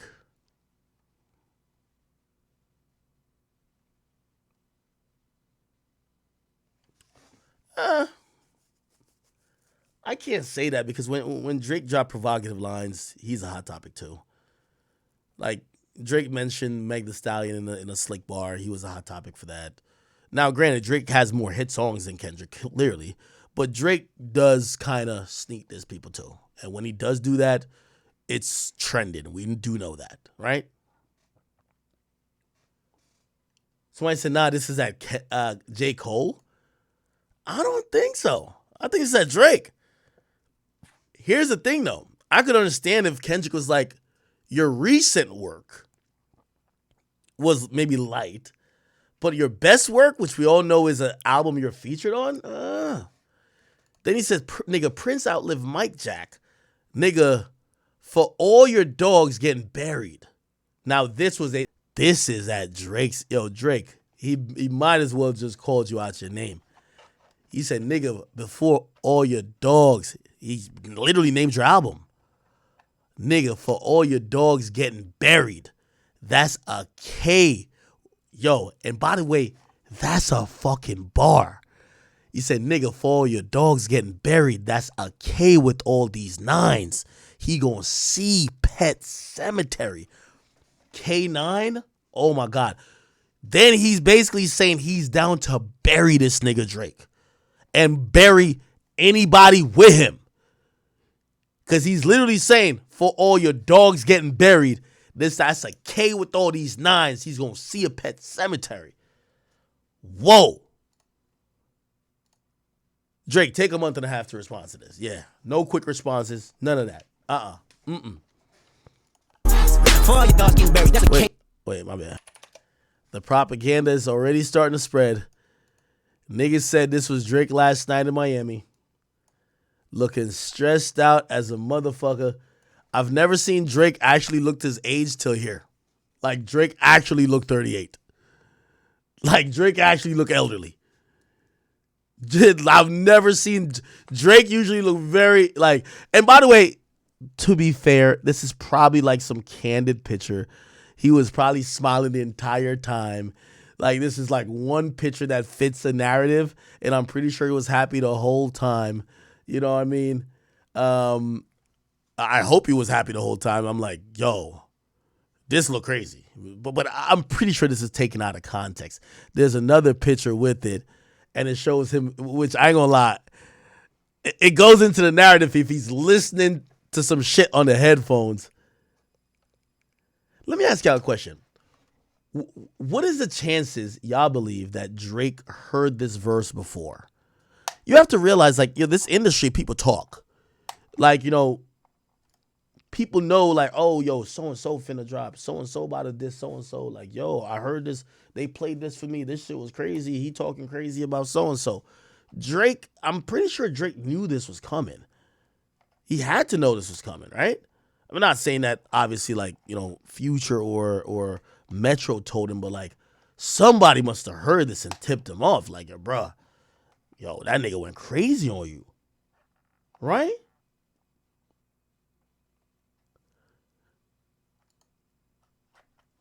Now, we got to find let's see if we can find a video of Drake last night. Drake, Miami. There's no way Drake was looking all sad last night. What the fuck?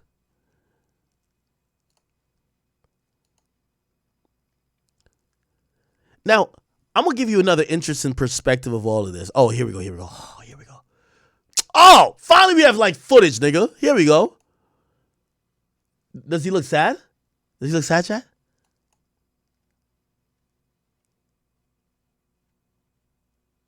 That's it? We got too much. Let's see if we get another angle or something. Can't really tell from that. That was a very, very short video. Okay, here we go. This is another one. Here we go. So I guess it'll be this. Does he look sad? He looks sad, Chad? Look. He looks sad? Sad? Look like he's ducking. He's kind of ducking like the pictures, right? He's not looking too sad, Taisha, right? Is he looking sad? No.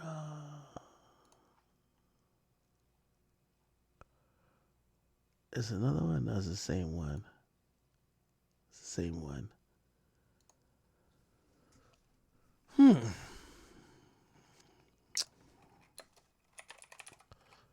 Is Ultra? That's what he was in Miami for? Yeah, Ultra. Let me just.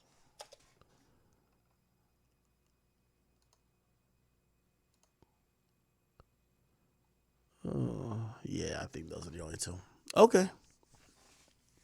Interesting. Interesting. I don't think he's sad. Okay. All right. So I don't know if you heard that, but I got to think that Drake is probably he's at an interesting point. Drake has always been able to damn near, with one exception, and I think it's The Weeknd. He's been able to convince people to not like the other person that didn't like him or who he may have been going at or they may have been in opposition. With The Weeknd, I think he played it very hazy because The Weeknd just had a big-ass audience and they shared such a mutual audience. With Meek, it was just easy, as I told you before. But with this one, if we're thinking about Kendrick, Metro, and Future, like, that's kind of pushing it, right? Somebody says, yo, check the DM. Oh, that's my boy Grand. Shout out to Grand.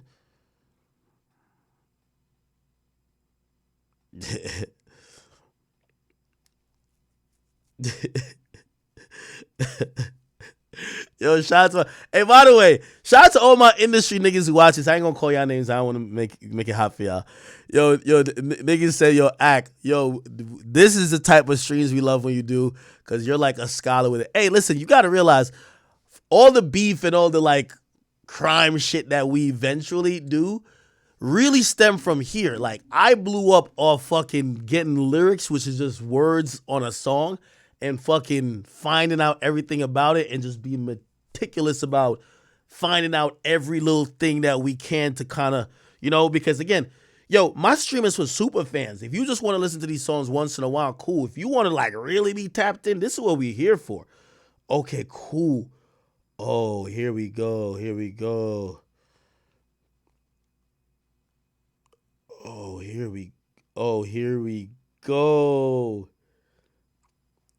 Oh, no. No. Yo, chat. Yo, we got it all broken down. Here we go. All right, chat. So here we go. Check this out. This is allegedly the moment. Now, again, I'm saying allegedly, but we have strong proof. We got niggas in the club hitting me saying, this was the moment. Remember, this song dropped at midnight. Where was Drake at midnight? Look, chat. Drake was in Miami at a place called Kiki on the river. They say this is Drake in the back right here on his phone. His phone going. Niggas like, yo, Kendrick violated you. Yo, that nigga called you a bitch. That nigga say, yo, you a light pack, you trash. That nigga say, yo, he about to fuck the big three. He about to violate y'all niggas. They said this is Drake on his phone. Real talk. Damn, my boy.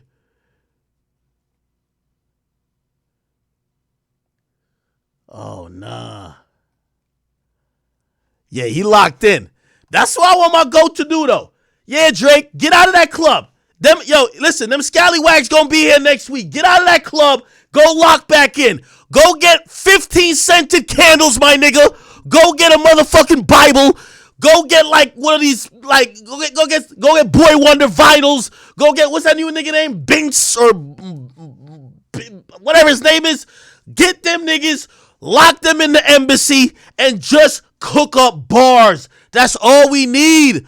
Nigga, just go get the scented candles, gang. Let's get back on our Grizzly. You ain't gonna find a hit song in Kiki on the river. Get out of this club, bruh. This is how I want my GOAT to be. Word? You can imagine Drake holding his phone like he wanted to fucking crush it with his bare hands. He looking at this bitch ass nigga Kendrick, man. This pussy nigga had 8 years to shoot at me. But he choose now. Yeah. Yo, you see that little rock right here? That's the nigga who like, yo, I told niggas not to fuck with me. You see this right here? Oh, he gonna fuck Kendrick up. Yeah, he gonna fuck Kendrick up. You see how dedicated he is looking at his phone?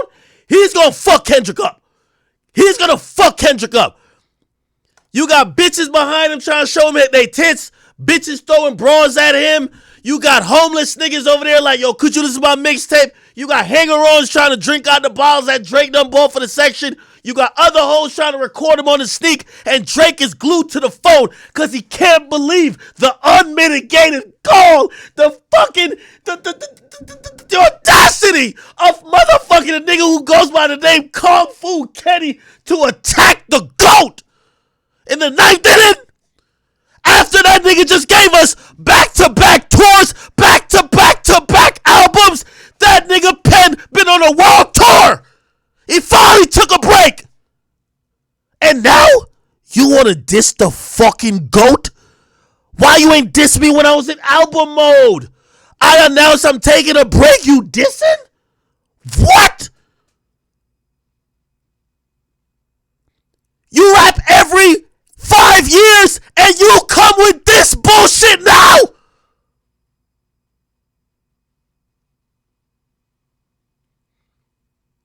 Yo, Drake in the club looking like he about to do the Thanos snap, man. Get rid of half the rap game. Fuck it.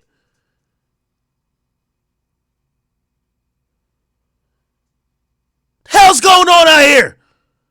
I like this. This is how dedicated I want my favorite rapper to be. Yo, Drake, no more Turks. No more. Yachty, stay in Atlanta. Hey, Brooke, whatever your name is, go hang with Lotto. Go twerk over there. It's wartime. No distractions on the fucking field. All y'all niggas been watering down my GOAT. We need my nigga in prime form. Women and children back up. Bender done, no more skits. It's over. It's time for beef. It's time for war. Bobby Alsdorf, get your dumb ass out the party. It's time for war. No more features. No more shout outs. No more cosigns. None of that. Y'all got the boy back. Y'all wanted it? Fine. Fuck it. Fuck it. You got it. Fuck it. Fuck it. That's what I'm talking about. It's looking good already. Hey, y'all producers want to go kill a nigga career? Send the beat packs to OVO 40. Let's get it going on quickly. Quickly. Sexy Red, no more twerking. Fuck what you got going on. Get over here. It's wartime. No, nigga. It's time of war right now.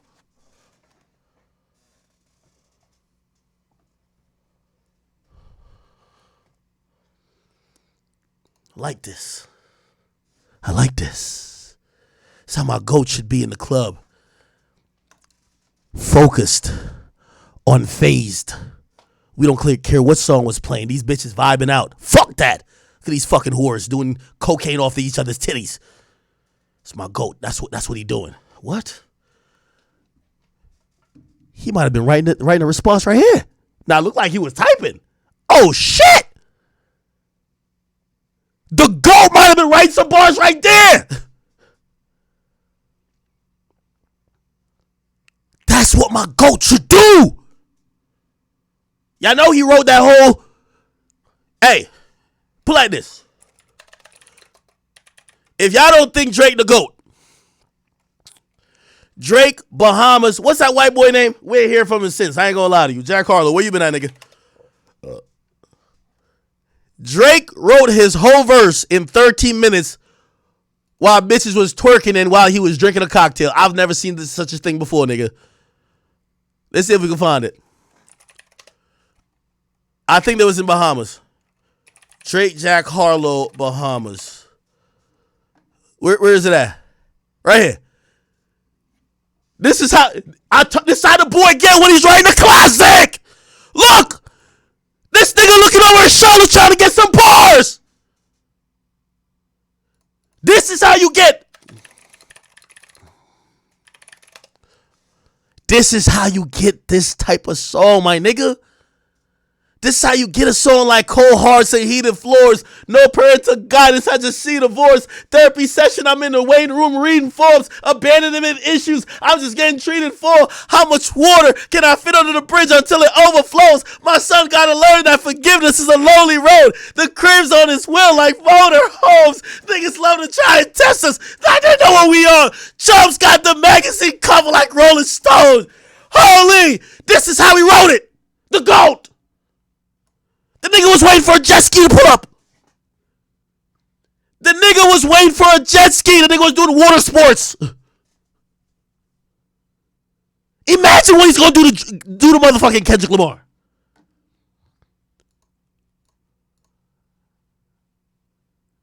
Look at this nigga trying to get some bars. Where's the full video of that shit?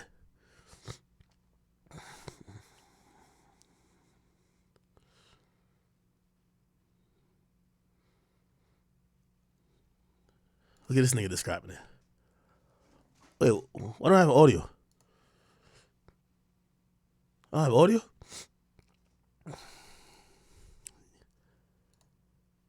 Wait, what the fuck? I don't have audio no more? I've been snapping too much. Hold on. Give me a second. I don't got audio no more.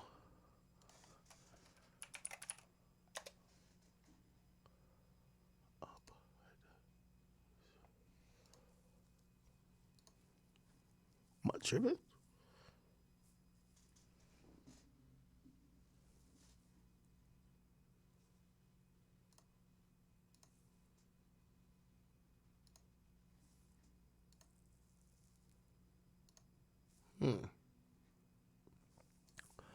Oh no.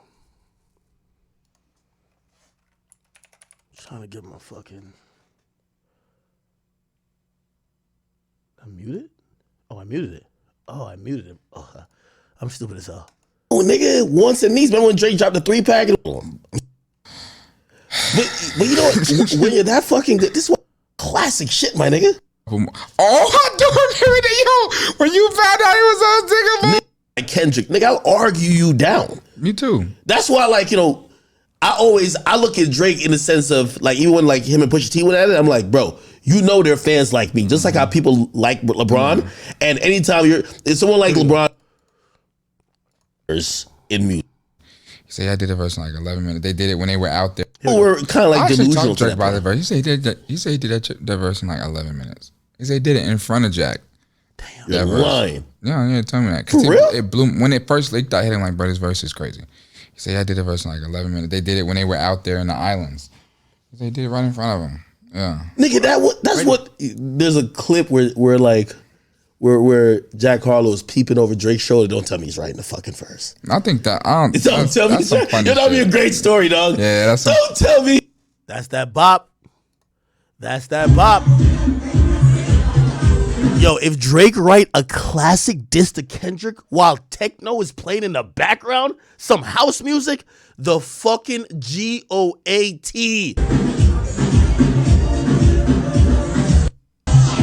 Come on. He was writing a verse like, yo, imagine Drake's writes one of the best verses in the last 10 years in 11 minutes just writing. I've always said, though, like... you get too excited when you talk about Drake. Bro, I like... Shut up, Yachty! Respectfully, I love you. This is hip hop. Sorry, this shit get me excited. This shit get me excited. I'm sorry, people. I'm sorry. I'm excited. It's like watching your favorite player get a chance to prove himself once again. And you know he's great. You know he's done so much, but you always want him to do it again. I just want to see Drake do it again. Oh, I want to see him do it versus, it's like the first time, let me see. Name 2 great people within an era that never went against each other, and then they finally did. Would that be the same, like when we first saw LeBron go against Curry? Would it be that? I don't know. Okay, all right, hold on. All right, bet. Don't we got mad shit. Hold on. Okay, cool. Damn, this fucking verse was so good. Yo, this nigga went crazy. Chubbs got the magazine cover like Rolling Stones because we know how they rock. They throwing stones. Whenever you getting bigger, they growing pains. I got enough to put the city, I got enough pull to make the city start throwing games. I'm out here making a mockery. I got my realtor out here playing Monopoly. How can I address you when you don't know property? They only finesse you when you don't move properly. Destined for the win, but you don't get a prize out of me. I'm destined for the top, but you can't get a rise out of me. 750 for the round canaries, they glittering. Man, you niggas drop trash, you littering. I'm over delivering to the point it's belittling. I mean, the PTSD is triggering. The prophet is sickening. The stones are shimmering. Came from the north, but I got hot as fuck, saying no shivering. Yeah, lucky me. People that don't fuck with me are linking up with people that don't fuck with me to fuck with me. This shit is getting ugly, and every situation is transactional, and everything they saying is irrational, and every way they move it is promotional. Everybody acting irreplaceable, but they not. It's like they ain't disposable. My urges for revenge are uncontrollable. I know we getting older, though. Yo, this should read like a poem. I know we getting older, though, but I got to get a nigga back for that. It's non-negotiable. It's not even debatable. I'm getting so rich, my music not even relatable. I blow her head up. It's an inflatable. Baby blue G-class. I feel like a kid again. Praying on my downfall. Don't make you religious, man. All I hear is plug tall coming from middlemen. All I hear is tall tales coming from little men. When I say bitch, I'm rarely referring to women. Most of the bitches I know are niggas. They not even women. I know that sound like I'm being funny. I'm not even kidding. The same ones that say they run the game who are not even in it. To be honest, y'all financial situation is my biggest motivation, and how you should take that statement is based on what you making. Whips and chains like a dominatrix. If I see you, I spit in your faces. Daytonas with the green faces, Kentucky Derby races. My presence in the spot is so abrasive. Box at the Churchill Downs, that's motivation. Yeah, and shorty like, you know that boy Jack is going places. Drake is the GOAT. The fucking GOAT. The GOAT. Damn!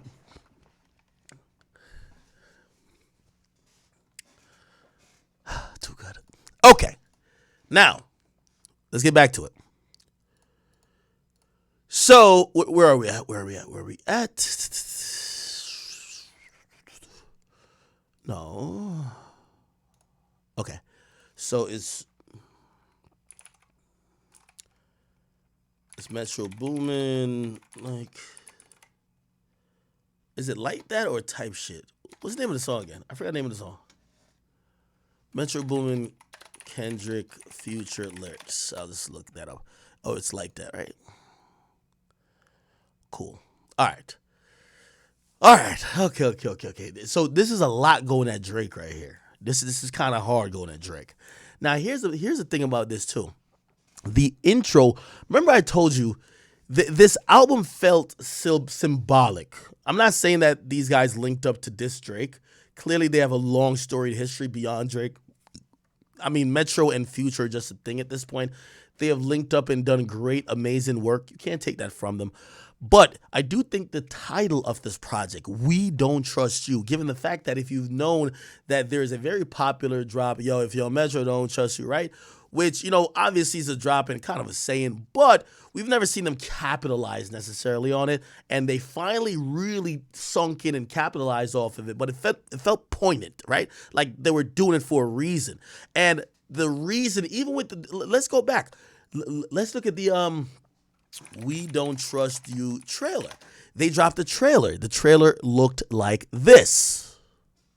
Got a lot of fucking garbage ass rappers out here running around like.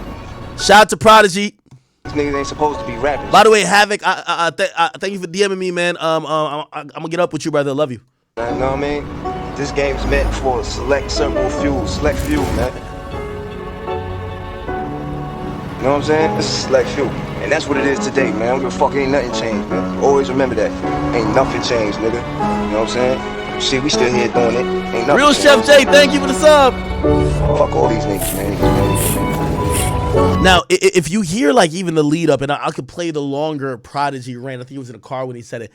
What this kind of told me, it was more like, yo, really fuck these niggas. And it wasn't just like, oh, the general like, yo, fuck these niggas type of shit. It felt like it was almost like it's kind of matching up with even, again, Metro's tweet saying, pick a side. It looked like this is, again, I don't think Metro is like an aggressive person like that, but this is as aggressive he could get, where he's like, yo, this is the pick a side album, right? We don't trust you niggas. We don't. I don't trust no motherfucking body. We don't. Okay, the full one, I think I may have played it before. Prodigy, garbage rappers. Yeah, he went on a rant, man. I think he might have been. Here we go. Like, yo, man, I could name a list of 100 corny ass rappers, yo, right now. Mad niggas from New York. You know what I mean? New Jersey. You know what I mean? He was bombing on Joe Budden too. Cali, everywhere. They all over the place, man. These corny ass niggas, man. You know what I'm saying? Now I'm all deep to it, man. We from that era, man, where, yo, man, it's a select few, man. You know what I'm saying? It's a select few. And that's what it is today, man. I don't give a fuck. Ain't nothing changed, man. Always remember that. Ain't nothing changed, nigga. You know what I'm saying? You see, we still here doing it. Ain't nothing changed. You know what I'm saying? So, fuck all these niggas, man. You gonna see, I got the blog up and all that. You know what I'm saying? Give us a basically, like to me, I just don't listen to these niggas. You know what I'm saying? I prefer not to listen to this bullshit. I just prefer to listen to what I do. Yo, this shit's funny. I do what I do, and that's that. You know what I'm saying? Like, there's certain shit I don't listen to, like niggas like Max B and like Jim Jones and Cam, like all that garbage shit. You know what I mean? All the Hell Rail shit. Like, I ain't into that shit. You know what I mean? Like Cassidy, certain niggas. I just ain't into certain niggas, man. You know, that might be your preference, but I'm trying to tell you, man, rap is for a select few, man. Everybody not supposed to be rapping, man. So these niggas, a lot of these niggas need to cut it out, man. Do something else with yourself. Get something else popping, man. Leave our shit the fuck alone, man. You know what I mean? Look how long Mobb Deep do it for, man. Look how long P and Mobb Deep. Yeah. Look how long we go for. Look what we do for a living, man. We do this shit for a living. You niggas is playing games, man. Right here. Stop fucking playing games of how I eat and how I do my thing, man. Nigga, do something else. Nigga, go sell some drugs, nigga. Eat something with you. Go sell some drugs. Imagine getting so annoyed at a nigga for being so garbage, you tell that nigga go sell some drugs. Self, nigga. Go fucking paint a house. You know what I'm saying? Go paint a studio, nigga. Do something else in the music business. That's all I'm trying to say, man. You ain't got to go try to rap because you see P rapping, because you see Hav rapping. You know what I mean? Or whoever your favorite MC is. Stop it, man. You know what I mean? Do something else. Stop trying to do what everybody else doing, you know? You know, because I know that's what's going on. Because these niggas ain't supposed to be rapping. I mean, who really like these niggas? Who really like these niggas? Tell me. I want to know somebody that truly gonna buy a Saigon album or a True Life album or any of this bullshit these niggas is doing. Like, for real, man. Shit is corny, son. Like, cut it out. And I know a lot of people out there, they feel the same. They feel the way I feel. You know what I'm saying? Like, yo, I used to fuck with Pun. That was my nigga. I fuck with Pun. I can't listen to a Fat Joe album. I don't buy that shit. You know what I'm saying? Like, that's what I do. That's what I don't do. You know what I'm saying? Like, this is what I do for a living, man. And I don't buy into a lot of this bullshit. Like I said, you know what I mean? Me and Pun did songs together. You know what I mean? They slapped Joe on a couple of songs I was on, but I was never into Joe. I was never a Fat Joe fan. That's what I'm trying to tell you right now. Certain shit, I'm just P's not in. Now, the reason I'm also playing this because the context behind it is he's saying that certain people shouldn't be rapping, but there's a lot of hate, bro. Like this nigga's hating. You know what I mean? God rest his soul. We love Prodigy, Mobb Deep. You know what I mean? Legendary group, but nigga, you could tell it's a little hate, bro. Into, man. And by the way, in the road, a little hate. And these are the things that I'm not into. You know what I'm saying?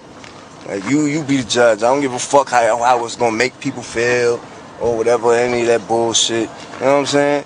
Like I'm telling you how I feel. I'm being for real. I don't listen to you, nigga. Your shit is corny to me. You know what I'm saying? Like I'm sure somebody's shit is corny to you. All that other shit is garbage. That's what I mean, son. You know what I'm saying? Like get the fuck out of here, son. Shit is whack, son. Cut it out, please. Nobody's buying it. Nobody likes it.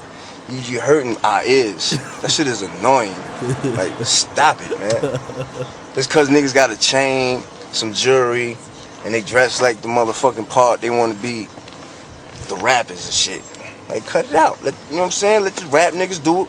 We the professionals, son. We professionals at what we do. Like, cut it out, son.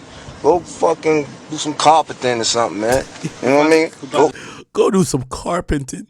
You the most in this game right now. Go roll a blunt. You know what I'm saying? Fucking, who bothers me the most? Who's the worst? The worst. Who's the worst motherfucking rapper on the planet? Oh, God. I think Joe Buttons is on that line. He's on that edge right there being the worst. Like, Joe Buttons, like you doing 1 million bars, 1 million mixtapes. Like, what the fuck is a mood music? You know what I'm saying? We doing murder music, nigga. You know what I'm saying? Yo, Joe, I love you, but yo, he was cooking. Nah, this thing went crazy. Nah. Cut it out, son. Go fucking do some carpenting or something, man. You know what I mean? Who bothers you the most in this game right now? Go roll a blunt. You know what I'm saying? Fucking, who bothers me the most? Who's the worst?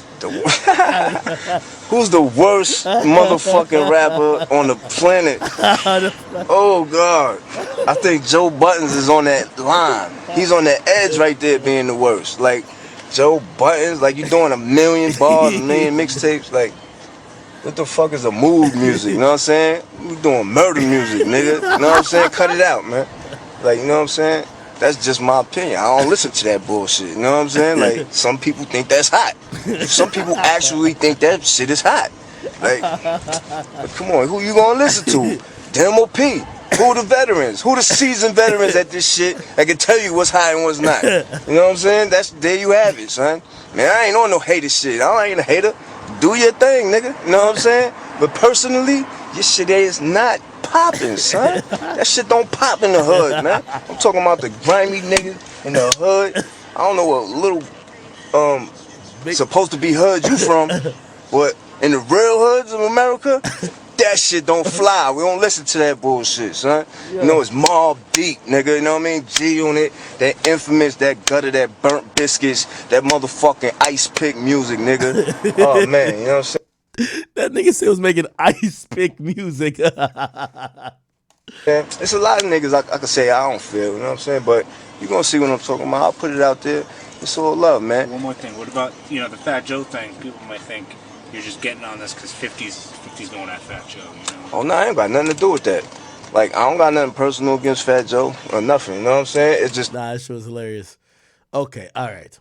Now, that was a good callback. So that was the first trailer. Now, here's the thing. I think the overlying thing where we got to try to figure out, right? Obviously, there's going to be certain little nuances or maybe disagreements or whatever that probably happen that we're not going to just know about or be privy to. But why the hell if Drake, Drake and Future have a diamond record. They probably have 2 by now, right? Let me see. I think High Off Life. Let's see. I think High Off Life is diamond. Let's look. Drake, Future, High Off Life, diamond. See, the diamond got 1 billion streams. Look, officially diamond. I'm right.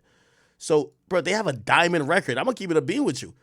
You know what a diamond record is, right? Like, a diamond record in terms of just like money made is a record that's an 8-figure to 9-figure earner. Do you get what I'm saying? That's a shit ton of money of just one fucking record. So if I made a record like that with someone, which by the way was Future's record, Drake was a feature, bruh, even if we're not the best of friends, I want to still be at least alright or cool with this nigga that I could go perform this shit forever. Not that Drake needs to perform this record, but shit, that's a huge fucking record, right? They've also had Wait For You. I don't think that's diamond yet. Wait For You, 1 billion streams. I think it's at 1 billion streams though. Wait for You probably is at 1 billion streams, or maybe not.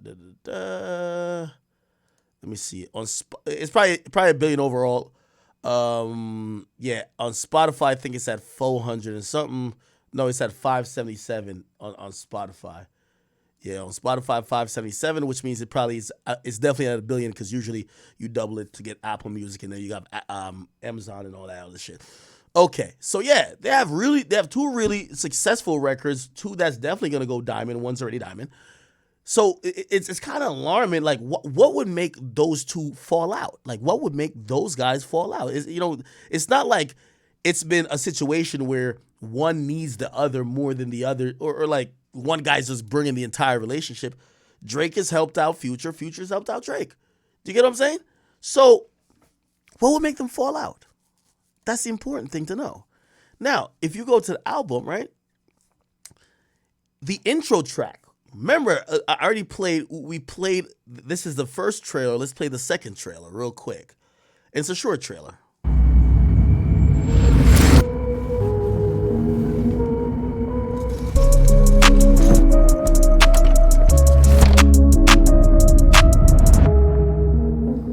Not really much. However, it was interesting. So this is the intro track, right? And let me read the lyrics to it. Fake written all over you. Hate written all over you. Hate written all over you. Fake written all over you. Hate written all over you. Fake written all over you. Hate written all over you. Smiling faces sometimes pretend to be your friend. Smiling faces show no traces of evil that lurks within. Fake written all over you. Hater written all over you. Fake written all over you. Okay. Now, again, I'm not gonna attribute everything that they're saying to Drake, but we also got to just kind of think out loud, who would these bars be aimed at? So Future starts with basically, and actually, we got to go to verse 2, but we're going to go to the chorus first. So it says, if Young Metro don't trust you, I'm going to shoot you. We don't trust you niggas. We don't. And then it says, I don't trust any motherfucking body. We don't trust you niggas. We don't trust you. We don't trust you niggas. We don't trust you. Okay? Then, here's where the verse comes in. And this verse seems to be kind of poignant, right? Like it's also taking aim at somebody. You know what I mean? Whatever. So it says, you a nigga number 1 fan, dog. Sneak this and I don't understand, dog. Pillow talking, acting like a fed dog. I don't need another fake friend, dog. Can't be about a hoe, cause we sharing, dog. In your feelings, nigga, while you playing, dog. Give her back shots while she laying down. Keep the Glock cocked. I don't trust hoes. Top shotter going for the gusto. Like a real dog. Got a mud hoe. Got the low. You a John Doe. Bubble eyes. Benz on a hoe. Rapping so pretend you a hoe. 9-figure nigga. Tag a toe. Ain't no tapping in. Better blow. Tired of popping pills, but he blessed. Flash a couple M's on my chest. Ain't no sabotaging, little finesse. We was in the field placing bets. Okay. Now, the important part of this is kind of like these first couple of bars, which everybody is thinking that Future might be dissing Drake. So, let's hear. You a nigga number 1 fan, dog. Which, do we think that goes to Drake? I wouldn't think so, right? But then he says, sneak this and I'll understand, dog. So it does seem like if that's an actual person, this is somebody who Future probably thought he was decently cool with, right? Pillow talking, acting like a fed dog. I don't need another fake friend, dog. Can't be about a hoe because we sharing, dog. Now, this is what at least Genius is saying, and I've heard a lot of rumors and a lot of people kind of confirm it to a certain extent. And I will be honest, because I can't verify this, I'm going to tell you I'm going off of external sources and what other people have said. If it was me that had a solid source, I would stand on it. So I'm going off other people's sources just to let you know in full transparency. So people say, yo, there's some rumors about Drake and Future having a feud over a girl. They said maybe Drake took Future's girl or something. Future keeps saying dog. It could be a clear reference to Drake's last album, For All the Dogs. Pluto's experiencing a fake friend, someone who betrayed him, plus Drake is known for shooting sneak disses, and a lot of time he ain't saying no exact names, only sneak shots. People are starting to theorize stuff might not be good for Drake and Pluto, who have a long history of working together and dropping their own joint projects. Now, again, in clarity, what I've heard, I didn't hear they were beefing. I just heard that, you know, Future may have felt some type of way about for all the her loss. Like he was like, damn, I thought we would have done What a Time to Be Alive sequel rather than you going to do another joint album with someone else from Atlanta. Now you might, again, we talked about this at the top of the show. We're looking at it like, nigga, why are you in your feelings if Drake does an album with someone else? You've done albums with many different people. Well, we don't know how that might have played out. Maybe Drake told him like, yo, bro, we about to tap in this summer. We only do the What a Time to Be Alive shit. Yo, clear your schedule. Whatever. We don't know if these conversations happen, but seemingly like maybe he had some expectation that if Drake was going to do a collab album, it was either going to be with him or he felt that the way Drake handled that. And again, this is still speculation because neither of them have confirmed it publicly, but this has just been talks behind the scene, honestly, right? Cool. Now, here's where it gets a little messy, and this is where I gotta tell you, and I'm gonna warn you. I'm gonna warn you where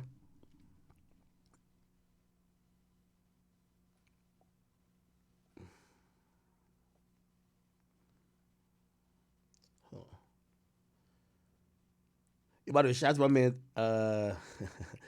Yo, shout out to I gotta shout out to some people. Shout out to my man Sam Sneak on the check-in. Yo, Money Man on the check-in. Shout out to you, brother. Carl Cherry on the check-in. Shout out to you. Friday and his manager. Shout out to y'all on the check-in. I'm extremely honored that the industry cares about my breakdown, and hopefully I find it funny, or at least, you know what I mean, somewhat truthful too. You know what I mean? I don't want to just come up here and spit ducktails. Okay, so this part I am gonna say, this is a little bit gossip, okay? You know what I mean? So excuse me if I get a little Wendy Williams on y'all in here.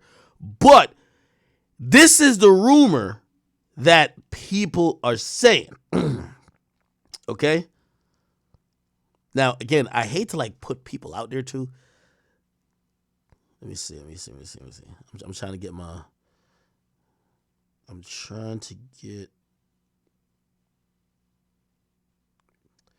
Oh, by the way, and here's the oh, never mind. We already posted that. Okay. Now, here's the interesting part about this, right? So Future is rapping about somebody who's a fake friend who probably is acting different because of a girl. He's saying, yo, you're sneak this and I don't get why. You're pillow talking, you acting like a fed. He said, I don't need another fake friend. He said, yo, it can't be about a girl because, yo, we be sharing these girls, right?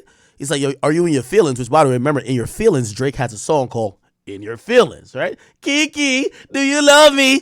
Are you right? Okay, he has that song, right? So I don't know if Future, you know, I'm not trying to discredit Future as a lyricist, but, you know, hey, Future be having some bars too. I've always said people underrate how lyrically potent this dude Future is, and also how melodic and how he makes shit have some complexity but still sound good. He's not the nigga who needs to fucking I'm lyrically.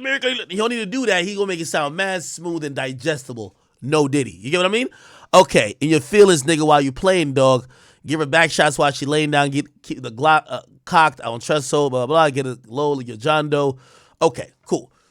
Now, this is where another song that Drake had, which remember people said, well, if Drake and Future not seen eye to eye after her loss, why would Drake drop a song called What Would Pluto Do? And also, I thought it was a little bit odd that he had a song called What Would Pluto Do without Pluto on the song, okay? Now, the interesting part, which I see some people connecting today, is that people believe that Drake was sending a message to Future on this song. It was more of, hey, again, we're going to relate both songs. Okay. Let me get some of these raps in, right? Which, by the way, did Drake just admit to erectile dysfunction right here, bro? So wiggling back to my old ways. Bunch of sedatives, hypnotics in my system. Okay. Life is just how I predicted. Okay. Dropping 2 Cialis in a liquid. Whoa. Drizzy. Somebody better teach that nigga about a honey pack or a rhino. That boy taking Cialis, nigga. Cialis is for like 80-year-old CEOs, nigga, who their dick can't rise, nigga. Like, that shit is worse than Viagra, from what I've been told. This thing is meant to taking 2 Cialis? Crazy, man. Crazy. Anyway, he said, he said, I ain't got a strap, I gotta risk it. Okay. Come on, man. Drake know he's fucking all these chicks wrong. Stop it. Okay. All right. Anyway, the interesting parts is this, which, by the way, I love this. I'm geeking off of my pride. Yo, I don't know who helped Drake with this part, but this shit is wavy, man. Drake killed it. Lost my Sprite deal because Wayne kept pulling fives. You know I'm beat. Okay, I don't want to sing. Yeah, I probably hit my singing. Anyway, this is where people think that he was sending a message to Future. Here we go. Right here. Okay, right here. It says, well, I guess it's the verse, right? It's the verse. It says, damn, okay. I've been out the way in the cut. It's been a minute.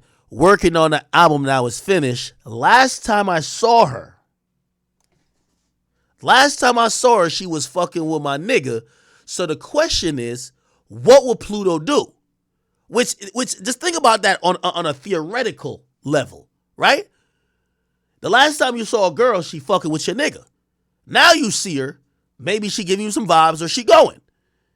Do you think like, shit, man, yo, you like my niggas, my nigga was fucking with you heavy, I'm gonna just pass? Or this is where Drake comes in. He says, so the question is, what would Pluto do? And it was kind of interesting, but I think people look at Future as like just like this toxic girls guy, right? So like, I don't think we read into this much when he first said it. What would Pluto do? That's kind of like a fire saying, right? What would Pluto do? Kind of like, I remember there was a time, I know Charlamagne used to even like, publicize this too, and he used to be like, yo, what would Rihanna do in terms of like partying, right? Because, Rihanna was like a crazy partier. And it was like, they're like, Fridays, your motto should be, what would Rihanna do, right? So anyway, it says, what would Pluto do? And it says, he'd fuck the hoe, so I did it. What would Pluto do? He'd fuck the hoe, so I did it. What would Pluto do? He definitely fucking on this hoe, right? Now, I'm not saying this is a huge connection, or I'm not saying that this is a definitive that they were actually fucking the same girl, but this is a floating theory, and I'm really trying to calm y'all. I don't want y'all to be like, yo, Axe said it, so it's facts. I'm not stamping this one. If I knew it as a fact, I would have been told you it was a fact, but I'm just connecting things that people are connecting elsewhere, okay? It could be a whole bunch of bullshit, but it could have some water to it, right? Okay, so if we try to connect both songs, Drake is saying, yo, last time I saw this chick, she was fucking with my nigga, so, I was just thinking, what would Pluto do? He would fuck her, so I fucked her too. Whatever, right? Future raps, bro, you're sneak dissing, I don't understand. You're pillow talking, act like a fed. I don't need another fake friend, and it can't be about a hoe because we're sharing, right? So it look like if we're connecting these songs and if they have any connection, Future is more like, bro, this weird tension with us can't be over a girl because we share girls, right? Like it's never that serious over a girl. So you sneak this and pillow talking can't be because it's the girl, right? So you got to be in your feelings about something. So why are you playing? You get what I'm saying? And he even kind of disrespects the girl by saying give her back shots while she laying down. Keep the Glock cock, I don't trust hoes, right? Now, oh, and it's a Future that said, why you ain't text me, dog, right? Did he say that? Or did he say that? Did Future say that?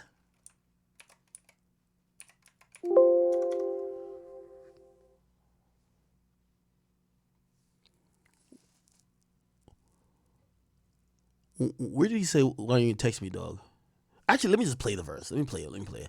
We don't trust you. We can only play a very short portion of it. We don't trust you, Future. But we just want to get that little part that we could hear his voice. Okay, pause. No Diddy. You get what I'm saying? Here we go.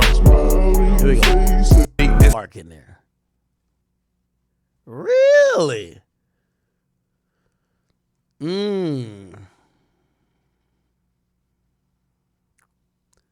But this song is all about hate and fake. Sometimes pretend to be your friend, smile in faces, show no traces. Wow.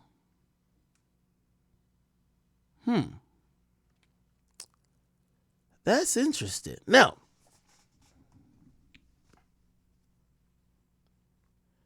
Here we go.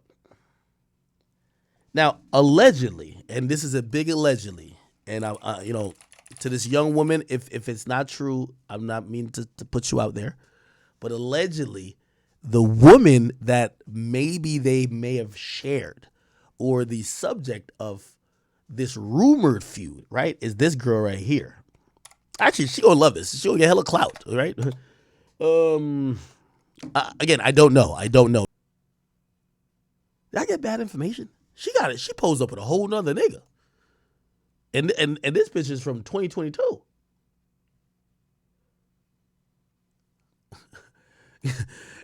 Ain't no way this nigga holding her like that while Future and Drake beefing over it. No way. Nah. Hold on. We're gonna get to the source of this shit. They said supposedly they were going back and forth over a girl named Amber from Booby Trap. I don't know if this is the girl. It probably seems like it's not if she got like a whole nother man. Right?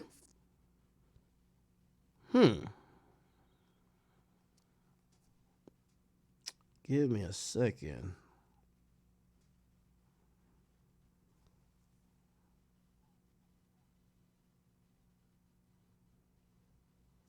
Okay. I got the source, chat. If you're wondering where the source is, yo, this source name is crazy. Oh my God. We're also gonna have to take a little bit of take it with a grain of salt because I think this chick is selling OnlyFans too. So I ain't gonna lie to you. I just want to be very clear. You know what I mean? If you say some crazy shit, then twerking right afterwards. Here we go.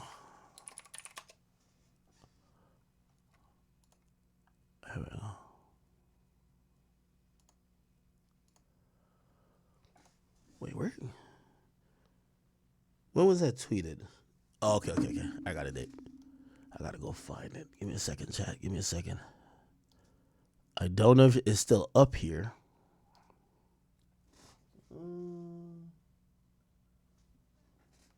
What the hell?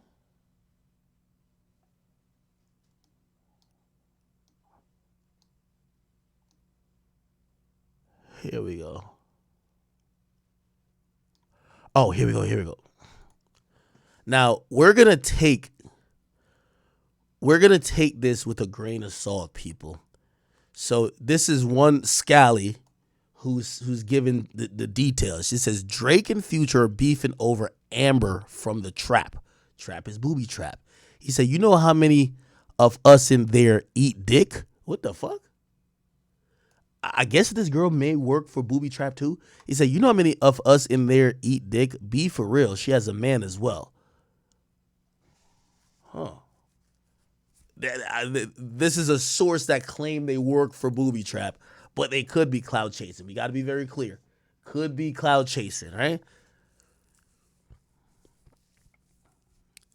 I ain't gonna lie, this sounds like a stretch though. It's no way Drake and Future. And by the way, I'm pretty sure, like, you know, with everything, you ever see two dudes about to fight, and you know some of their issues is over a girl. They always say it's not over a girl. It's because this nigga called me a bitch. He told me he was gonna slap me. You know what I mean? They're like, we're fighting over respect, not really the girl. That happens to be a part of it, but not really over the girl.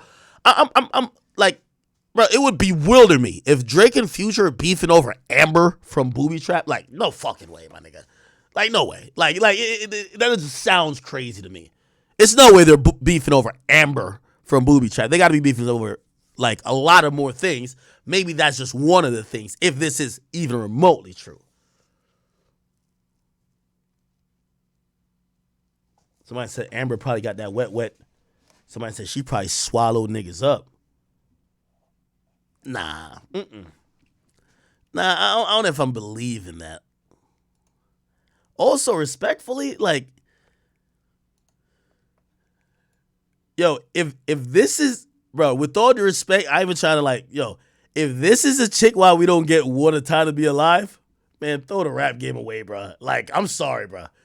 If this is the girl that makes us not get What a Time, man, throw the whole rap game away, nigga. Nigga, nigga, if you tell me we don't get a sequel to one of the greatest collab albums of all time because of this shit, you out of your goddamn mind. With all due respect, if you tell me that this is hell nah, that new thing that Drake got going on, what's your name? Brooklyn Nicole look way better than this girl. Yeah, I'm not believing it.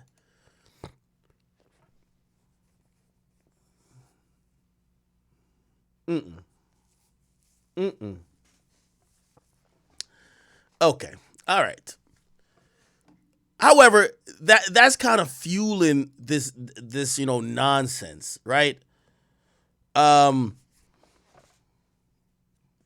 If you ask me, this would make more sense to me, right? Let me lay out a scenario. This would make a little bit more sense to me. Drake and Future probably had a little tension. That tension is kind of upped by the fact that Drake doesn't collab. Man, me and all my homies hate Metro Boomin. Let's keep it a beam, bro. I'm Ax's biggest stepper. You feel me? That means I'm Drake's biggest stepper. You feel me? Like, Metro Boomin, he's trying to assemble. This is like the rap civil war going on right now. You feel me? And I ain't gonna lie, he got them heavy hitters on the other side. Future. I ain't gonna lie, they basically have all of Atlanta right now. 21 Savage is like huge, but you feel me? He has to stay neutral, so he's on either side. But like, you got Future, you got Kendrick, like, y'all hit Drake with a sneak attack, and the only person that Drake really got is J. Cole. So whose side would rappers pick? Would you pick Drake's side or Atlanta? I wonder what Lil Baby's doing. Whose side is Lil Baby gonna pick? Cause like, when you think about Atlanta, when you think about Future, you know, like, all of Atlanta, they're all close to Young Thug, and like, I ain't gonna lie, like, Young Thug is like, for the newer rappers, he like runs. He's like the godfather for the newer rappers, I ain't gonna lie, of Atlanta. Cause they're all like little thugs. So, you feel me? I don't know, bro. I don't know. And they're saying all this happened because of a female, man. But Metro Boomin knows what he was doing. Metro Boomin knows he himself can't go at Drake. But he has all the connections to get the people that can. And like, he came direct. Like, he got... It's so crazy and so sad, bro, because I can't say anything about Future. Because Future is Future. Like, that's crazy. Like, if he came with like a peon who can't really do anything in Drake or say anything, like a I don't even know who to say. Like, I really was gonna say Joe Budden, but like, bro, who cares about what Joe Budden says, like, rap wise anymore? But come on, bro. Like, Drake need to get to recruiting, bro. Like, I ain't gonna lie. Drake needs to get to recruiting. You know how Meek Mill is. Meek Mill probably gonna see this and he probably gonna go to the other side too, because Drake probably ain't give him another feature. He need that Drake feature right now as well. But we just gotta see what's gonna happen, bro. Man, I don't know right now. Like, I'm trying to see the score. Like, I'm a very honest Drake fan, but like, the score is looking like, the percentages wise, it's looking like 52% to 48%. And like, Metro's team's winning right now, bro. Cause like, how you get Future and K Dot? But you feel me? When Drake comes back, Drake's gonna drop some. And when he drops some, that score will change. Best believe it. But we gotta keep it a beam right now. Like, I'm mad too. Like, Drake, you gotta hit me up. You need your shooter in your corner, bro. Like, I ain't gonna lie. Like, we gotta, you feel me? We gotta go make something shake. But let me know how you guys feel about the whole situation. It's your boy Big Act News. And man, oh man, oh man. Make sure you like, comment, subscribe, and I'm out.